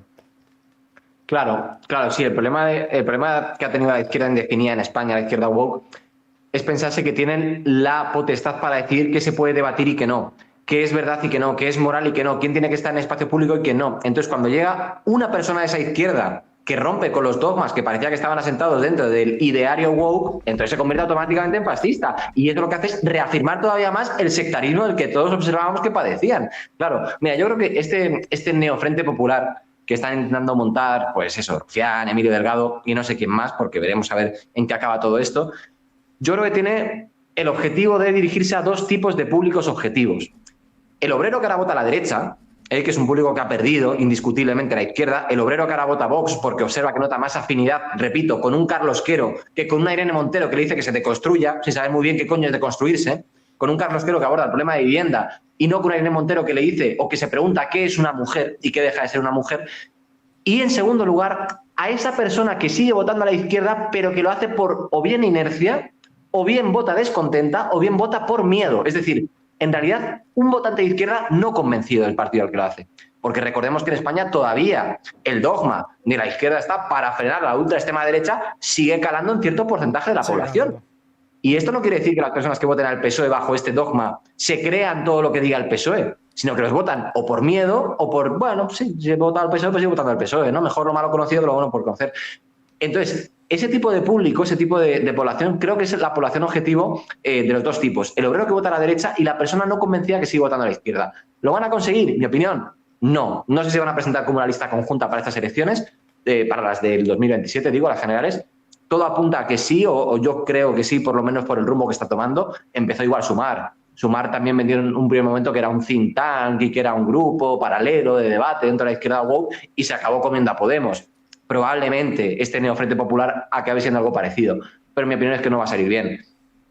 No tengo argumentos más que los históricos, y es cierto que rentabilidades pasadas no garantizan rentabilidades futuras, pero si observamos las pocas veces en las que la izquierda ha intentado hacer un frente, se mataban entre ellos mismos. Es que se han matado siempre entre ellos mismos. Entonces, todo me lleva a pensar que va a salir mal y me alegraré de que sea así. Yo, por lo menos, lo que sí que estoy viendo, llevo viéndolo un tiempo, porque yo no sé cuánto tiempo llevas tú con la cuenta de Instagram, pero yo llevo con esto 4 años o 5, no lo sé, ya se me mezcla. Pero yo lo que sí que veía antes era que en la izquierda había un muro.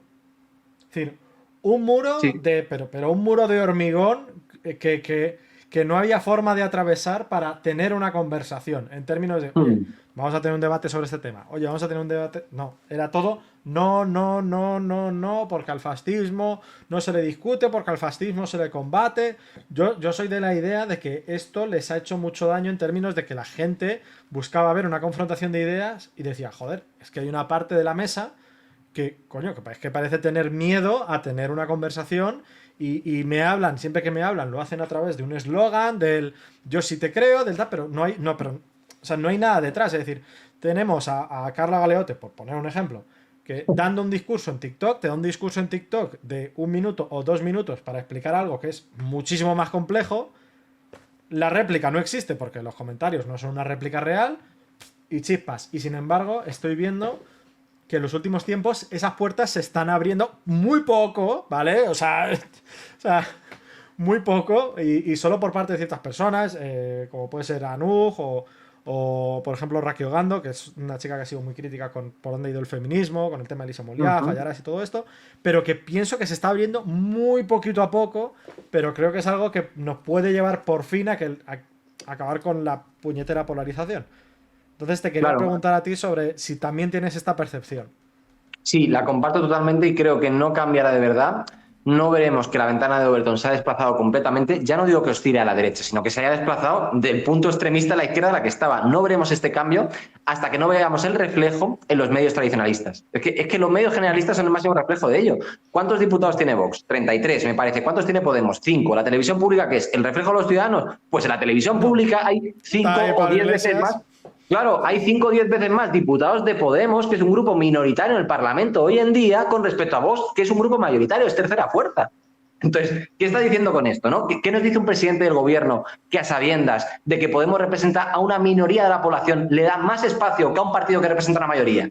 Nos está diciendo que no quiere una televisión plural, quiere una televisión propagandística, una televisión que repita sus dogmas. Entonces, claro, efectivamente, la ventana de Overton se está moviendo, pero ojo, queda mucho terreno por construir, queda mucho terreno por ganar. Y esto no se cambiará de verdad hasta que exista un debate de verdad en la televisión pública, hasta que la televisión pública no se convierta de verdad en un reflejo de los ciudadanos, que de momento no lo es, ¿no? Entonces sí, estoy de acuerdo contigo con esa percepción, pero desde luego todavía nos queda bastante por hacer. Luego hay un grupo por el que me gustaría preguntarte, pero antes es que esto será para comentarlo porque hoy Yolanda Díaz, no sé si lo has visto, me imagino que sí, que ha comentado que ella no se iba a presentar a las generales. Lo he visto. Yo no he podido ver si ella ha presentado a alguien como alternativa, ¿vale? O sea, no tengo ni idea. Si tuviera que apostar, diría que Urtasun, va a ser la opción. Pero te quería preguntar un poco qué piensas de lo que es la figura de Yolanda Díaz y a qué viene un poco que esto se haya presentado hoy. Yo creo que es un intento de lo que hubo esto de refundación del sábado pasado que a nadie le importó. Quiero decir, es que lo de Rufián y Santaolalla resonó por todas partes, había cuentas de todas partes hablando del tema, pero es que lo del acto de refundación de Sumar, mira que yo lo sigo y tal, y decía, es que no hay nada, o sea, es que es como si no hubiera existido directamente, y yo creo que es una forma de decir, oye, hola, estamos aquí. Claro. Sí, puede ser. Sobre el relevo, no lo sé. Si es Urtasun, pues Dios nos pille confesados porque es el tipo que dijo que había de que descolonizar los museos. Descolonizar los museos, al loro, ministro de Cultura en España. Urtasun. Entonces, yo creo que Yolanda Díaz está viendo efectivamente que le están pasando por la izquierda y nunca mejor dicho. Está viendo un adelantón tremendo, ¿no? Entonces, claro, sí, efectivamente, frente a eso lo que hay que hacer es siempre intentar decir y reivindicar tu puesto en la política. Decir, oiga, mire, me están pasando por la izquierda, pero yo soy quien soy vicepresidente del gobierno y sigo aquí. Pero si aún intentándolo, como tú bien decías, no lo consigues, lo que representa es un fracaso absoluto de tu proyecto político. Y esa es la realidad. A mí Yolanda Díaz me parece una persona muy trepa, es decir, para mí es la palabra que la define, es una persona que es trepa, es una persona que es retorcida, que actúa por las sombras, que es sibilina, que creo que tiene una cierta concepción de perversidad, ¿no? Que pone una cara muy dulce para un contenido tremendamente turbio que esconde debajo, ¿no? Repito, el ejemplo claro es la jugarreta que hizo con lo de Sumar. Sumar solamente es un think tank, es un espacio para proyectar un foro de debate dentro de la izquierda progresista en España. Y luego, mira, acabó devorando a todos los que eran sus compañeros anteriormente, ¿no? Entonces, bueno... no sé muy bien a qué obedece esta retirada, probablemente sea el fracaso que empiezan a percibir, pero quiero pensar que Sumar va a ser también uno de los partidos desfavorecidos a las próximas elecciones y creo que podemos pensar que así va a ser. No, a ver, fíjate que yo cuando vi Sumar pensaba que iban a ser más inteligentes de lo que han sido, pero tengo que decir que, mira... Es que ¿qué hay en Sumar? ¿Cuál es la cabeza pensante de Sumar? Sí, es que Dime también creo algún que Yolanda referente. Díaz como figura es que ha sido terrorífica. Yo también Es que no es pienso que... ni líder ni intelectual, ni moviliza masas, ni aporta un calado profundo al análisis de Sumar. ¿Quién es la cabeza pensante de Sumar? Urtasun, Elizabeth Duval. Hombre, por Dios. Luego, antes de pasar con preguntas que me están haciendo en el chat, te quería comentar un último tema, porque no Sí, sé si te sí, has sí. dado cuenta, me imagino que te has dado cuenta, que Vale. por parte de la izquierda, o sea, por parte del PSOE, yo Mm, estoy viendo un intento brutal de hacer una reconquista de las redes mm. sociales en términos de, Sí, han visto que ha sido un terreno que han sí. dejado y ahora se dan cuenta de decir, joder, es que tenemos al Chocas en el hormiguero, que eso, yo te digo que eso tuvo que escocer en todas partes. Buah. Pero tenemos un montón de creadores, todos en contra del PSOE. Y yo lo estoy viendo, pero el ejemplo con el que más lo estoy viendo, y es con el caso de Sumar, es con Woke Up News, que me parece directamente descarado. Sí, es tremendo. Bueno, lo de Webcam News son personas que directamente no conocen el honor, son personas completamente deshonorables, son personas que no buscan encontrar la verdad ni fomentar el foro de debate, buscan manipular. El ejemplo es lo que hicieron con nuestro debate, con mi vídeo y el de J. Para quien no lo sepa, lo pongo en contexto muy rápido. En el debate que tuvimos este señor y yo contra Nuj y el chico de Politoloco, Dani, ¿no? Se llamaba. Correcto. Con Dani, hubo un momento en el que Anuj preguntó y dijo, aquí entiendo que todo el mundo estamos a favor del sufragio femenino. Claro, yo venía después de haber defendido la tecnocracia. Entonces yo lo que dije es, yo estoy a favor de que las mujeres voten si aprueban un examen igual que los hombres, para remarcar que para mí el criterio es el sufragio censitario no por cuestión de sexo, sino por cuestión Y de lo conocimiento. cortaron.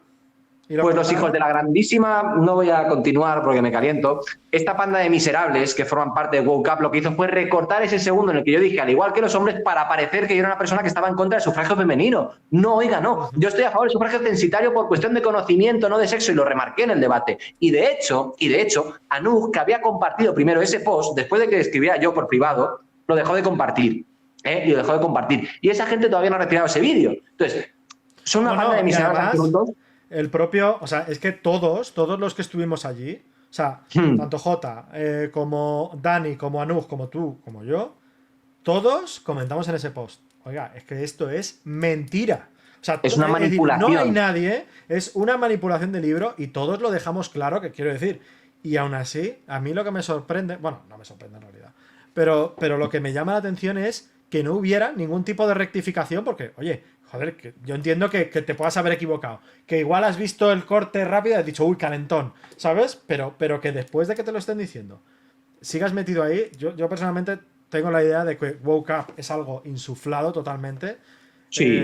Ahora, de hecho, lo estoy empezando a ver por todas partes. Lo estoy empezando a ver por parte del PSOE, poniendo programas, televisión española. O sea, hay aquí una red brutal de pasta pública fluyendo hacia creadores de contenido que es absolutamente demencial, pero con lo de Woke Up es que tengamos al portavoz de Más Madrid en Torrejón de Ardoz, que quiere decir que está pagado por un partido, haciéndose pasar por independiente, porque se hace pasar por independiente, ¿no? Que es René Soto, pero que él no dice, no, yo soy portavoz de... No lo dice, o sea, él no lo dice, pero oye, pero lo eres. Igual que también en Woke Up News aparecía un asesor de... Bueno, tú lo sabes, ¿no?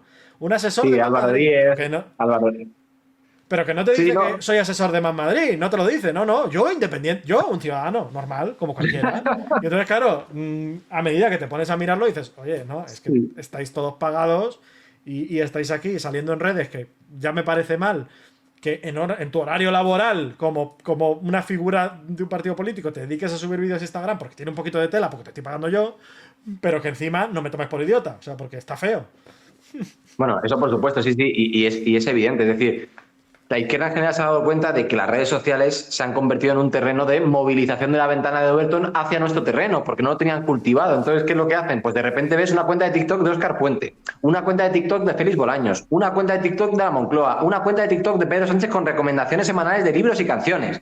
Y luego, por si no fuera poco, ves a personas como Alan Barroso, a la que el Partido Socialista le unta 2.000 pavos para que haga 2 vídeos de propaganda antifranquista. Claro, lo que no han conseguido hacer por movilización popular, porque no tenían una base de movimiento real de personas que les apoyaran las redes sociales, lo están insuflando con pasta, que es la herramienta a la que siempre pueden recurrir. Ese es el problema, efectivamente. Y Woke Up presuntamente es producto de eso mismo. No, y bueno, y tienes a Alan Barroso, pero es que tienes también otras figuras que han cogido, que tienes a Marina Lobo, a Inés Hernán, y lo de Inés Hernán es escandaloso. O sea, Es exagerado. Le han puesto, por cierto, a un programa nuevo en Radio Televisión Española que es literalmente, parece que está viendo un teleprompter que viene directamente del edificio de Semillas. Es que es brutal. Y uno de los casos que hemos tenido más recientes que ha levantado mucho ruido ha sido el caso de Marina Rivers. Que a mí, no sé si sabes quién es Marina Rivers, pero Sí. que es una persona que se gana perfectamente la vida con su trabajo, que no tiene una ausencia de ingresos que digas, pero que sin embargo está totalmente ubicada dentro de lo que sería el alcance PSOE de programas de televisión pública, y dices, es que no lo comprendo, ¿por qué te vendes tan barato? Quiero decir, teniendo ese nivel de ingresos además, o sea, no lo comprendo. Sí, sí. Mira, un amigo mío decía que el PSOE es como una especie de pulpo que tiene sus tentáculos inmiscuidos en todas las capas de la sociedad española. Es verdad, es que es la mejor metáfora que representa lo que es el Partido Socialista. Entonces, bueno, frente a esto, ¿cuál es el significado positivo? Que refleja parte de miedo. Es una reacción por miedo. Tienen miedo de perder a la juventud por las redes sociales. Y de repente vemos medidas como el PIN parental, como restringir la edad de utilización para los menores. Claro, yo a la gente que defiende esta medida le pregunto, bueno, ¿por qué cree usted que esto llega ahora? ¿Por qué esta medida llega ahora cuando salen noticias como la de que un 20% de los jóvenes no sienten ese rechazo a la figura de Franco? ¿O por qué surge en un momento en el que vemos que cada vez hay más personas que están dentro de las redes sociales financiadas por gobiernos o por medios de izquierdas? Claro, evidentemente, porque tienen miedo a perder ese relato que habían dominado siempre. Siempre lo habían dominado, porque antes era mucho más fácil de dominar. Esto es una idea gramsciana, siempre lo recuerdo. Gramsci era aquel que decía que para dominar el relato sobre el presente había que controlar la educación y los medios de comunicación. Bueno, pues esto último, con la llegada de las redes sociales, se les había escapado. Entonces, su manera de reconducirlo es tirar de las dos herramientas que tienen: poder en forma de leyes y dinero en forma de ayudas y subvención. Claro. Sí, dinero a través de subvenciones o, como puede ser el caso de Alan Barroso o Marina Lobo, o vía Televisión Española de, oye, pues dado que no se me ocurren subvenciones que darte, lo que hago es que te pongo un programa en Televisión Española por el que te pago, con una opacidad brutal para que nadie sepa lo que estás cobrando y a correr. Pero es que además, Sí. ¿sabes dónde yo he detectado ese miedo? Y estoy totalmente de acuerdo en que hay un miedo terrorífico. Yo lo detecto en que el discurso que se está dando últimamente es todos estos medios digitales, todos estos youtubers que han sido financiados por la ultraderecha.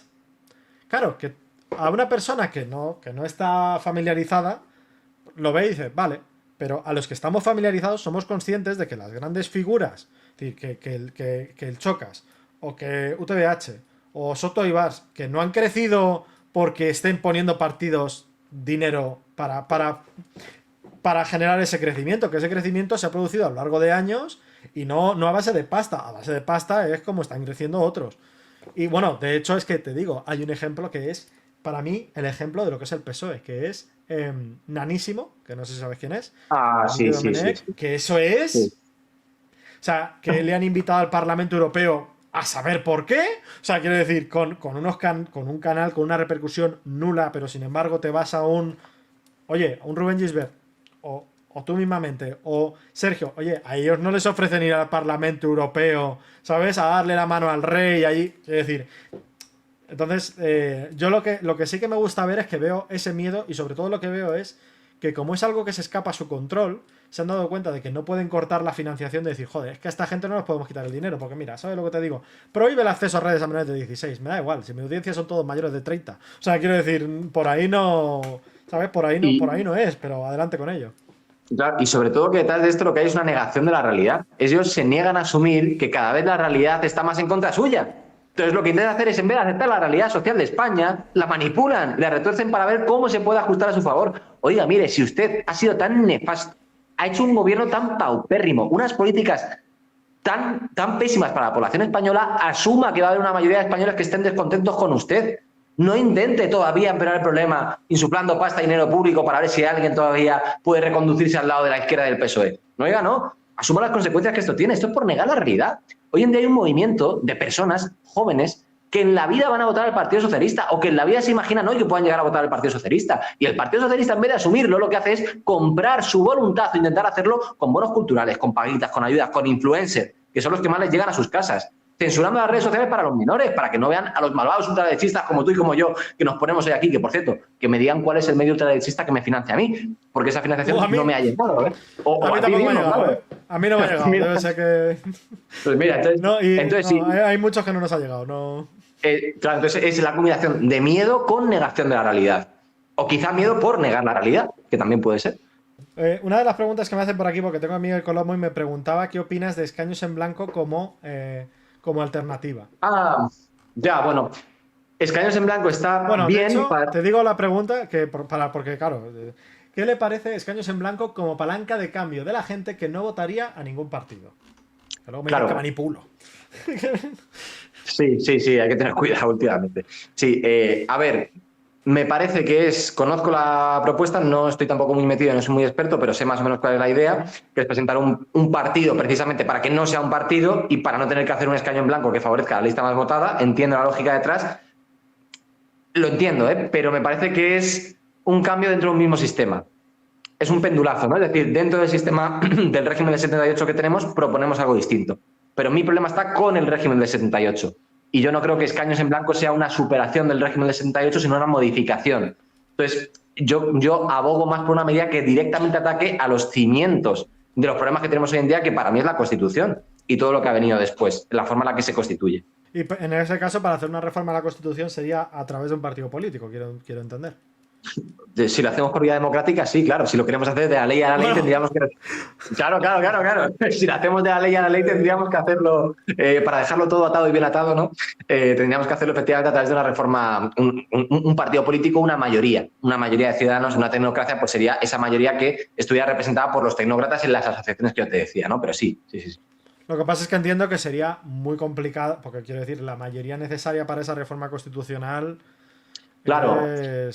Claro, es que ¿sabes cuál es el problema? Que la Constitución jurídicamente establece dos procedimientos para ser reformada. El procedimiento de reforma ordinario del 167, me parece, si no lo digo mal, y el 166 y el 167, que es el procedimiento de reforma agravado. Bueno, dos procedimientos para reformarse. Entonces, en función del artículo de la Constitución que tú quieras reformar, tienes que aplicar un procedimiento u otro, que exige mayorías más cualificadas o menos cualificadas.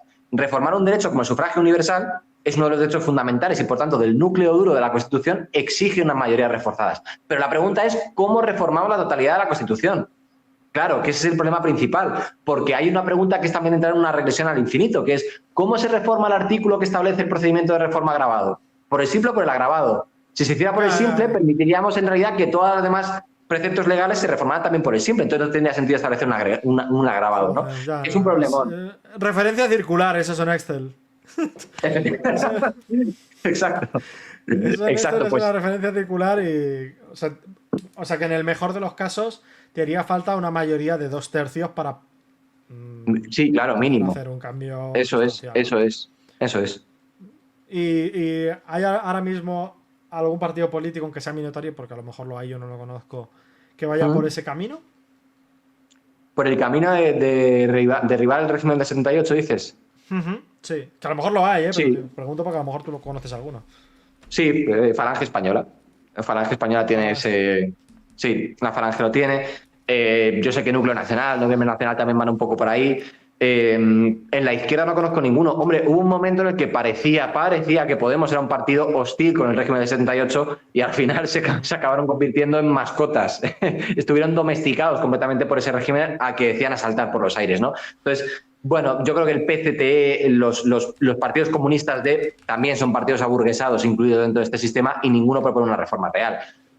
No lo sé, es que es muy... Esto es precisamente lo que decía antes, que el problema de la democracia está en pensar que es un sistema tan libre o más libre que ningún otro. No, es un sistema tan endogámico como todos los demás, que por supuesto tiene herramientas para permitir su perduración y su continuación en el tiempo. Lo que pasa es que los camufla de libertad, te da una falsa sensación de que puedes cambiar un sistema que está tan enrocado como cualquier otro. Que nadie se equivoque, ese es el mayor problema. Sí, evidentemente, es curioso ver cómo... Porque pasa algo parecido... Con la transparencia pasa algo parecido. En plan, no, tenemos una ley de transparencia y bueno, todo muy transparente. Bueno, todo, bueno, transparentísimo. Vamos, un cristal. Claro, luego cuando te pones a mirar, te ocurre lo mismo, ¿no? Que empiezas a llegar a callejones sin salida, te metes en el entramado burocrático, ¿no? Y pasa lo mismo, ¿no? Cuando te metes una reforma, llegas a callejones sin salida que no sabes cómo salir. En la transparencia te pasa igual, no tienes a quién acudir. Cuando acudes no hay respuestas. O sea, es decir... Bienvenido, amigo, otra vez ¿no? a un sistema hecho que parece que está todo perfectamente montado. Aquí ha habido gente dándole al coco, para que no pueda ser tumbado, porque de verdad es algo espectacular. Por cierto, me preguntan por dónde te pueden seguir. Si tienes canal de Twitch. Yo que yo sepa, tú estás en Instagram, estás en TikTok principalmente, ¿no? Mi cuenta principal es la de Instagram, ahí donde tengo más seguidores, que me pueden encontrar pues como el nickname que tengo aquí abajo, Rubén100, y con ese nombre me encontrarán también en YouTube, en TikTok y en Twitter, ¿vale? Esas 3 más Instagram son las 4 redes sociales que manejo. Twitch de momento no tengo. Yo es que por lo que más te conozco es por las reacciones que tienes en Instagram. Es por lo que Sí, más te conozco. Sí, claro. Todos, vaya. Efectivamente, sí, eso es lo que más. Me gustaría también poder montar debates, lo que pasa es que, claro, el problema es encontrar a gente con las que tenerlos. Pero de todas maneras, si consigo encontrar alguno que pueda parecer interesante, te contactaré porque, bueno, creo que hay mucho margen. Sobre todo en lo que se refiere a temas que creo que en el Red Pill Podcast se quedaron mucho en el tintero, que se quedaron pendientes porque, a ver, es que también si no duraría, si nos dejan, nos tiramos ahí toda la noche. Efectivamente. Entonces, tiene que tener un límite. Y entonces te quería decir, o sea, por mi parte está todo, y si quieres dar algún mensaje, por dónde crees que es necesario ir ahora para que el cambio de los últimos años no acabe en la basura, porque yo creo que no hay que confiarse pese a todo. Bueno, pues yo creo que, parafraseando a mi referente político, tenemos que abogar por garantizar la patria, el pan y la justicia siempre, y por favor empezar a concienciarnos de que este régimen está podrido, de que no tiene más salida, de que todo lo que sea incentivar o contribuir a que se continúe en el tiempo es incentivar a que se continúen en el tiempo los problemas que ya tenemos, a seguir arrastrándolos, ¿no? Entonces, bueno, yo nunca, José, nunca le pediría a nadie que piense exactamente igual que yo. Lo que sí que pido es espíritu crítico. Espíritu crítico. No tiene por qué creerse lo que yo le diga, ni muchísimo menos. Eso sería un acto de megalomanía tremenda por mi parte, si yo viniera aquí con la verdad en un puño. No. Yo vengo a agitar. Vengo a decir alternativas a lo que parece que ya está instaurado como la sacrosanta democracia, ¿no? Y a partir de ahí, ustedes incentivan el espíritu crítico. Y sobre todo, una forma en la que últimamente me gusta despedirme de los podcasts a los que me invitan es que, por favor, escuchen más a sus abuelas y menos a los políticos. Me parece una muy buena frase, si te digo la verdad. Estoy totalmente de acuerdo contigo, quiero decir. Yo tampoco busco oye, yo lo he comentado muchas veces, es decir, si yo tengo una persona en mi chat que vota al PSOE, para mí el problema no es que votes al PSOE, quiero decir, oye, ¿quieres votar al PSOE porque las medidas del PSOE son las que más se alinean con tus intereses? No tengo ningún problema, yo no vengo a decirte aquí, oye, tú votas mal, pero que por lo menos los motivos por los que les votas sean motivos reales, es decir, que no me digas, no, es que voy en contra de Vox porque quieren matar a todos los gatitos. No, si vas a ir en contra de Vox, hazlo con los motivos legítimos que creo que existen, pero no con los motivos que te montas tú en tu cabeza, ¿vale? Entonces, ¿qué es lo que pasa cuando escuchas a los políticos? Claro. Y no tanto a tu abuela. Efectivamente, José. Pues nada, Rubén, dicho esto, muchísimas gracias por venir. Nada. Siempre que quieras venir, estás invitadísimo. Si en algún momento, por lo que sea, necesitas un moderador para algún debate, yo estoy abierto. Y nada más. Muchísimas gracias. Genial, pues gracias a ti y gracias a la gente que nos ha visto y por supuesto te tomo la palabra y nada, hablaremos para lo que necesites, José. Muchísimas gracias. Muy bien, perfecto. Un abrazo. Venga.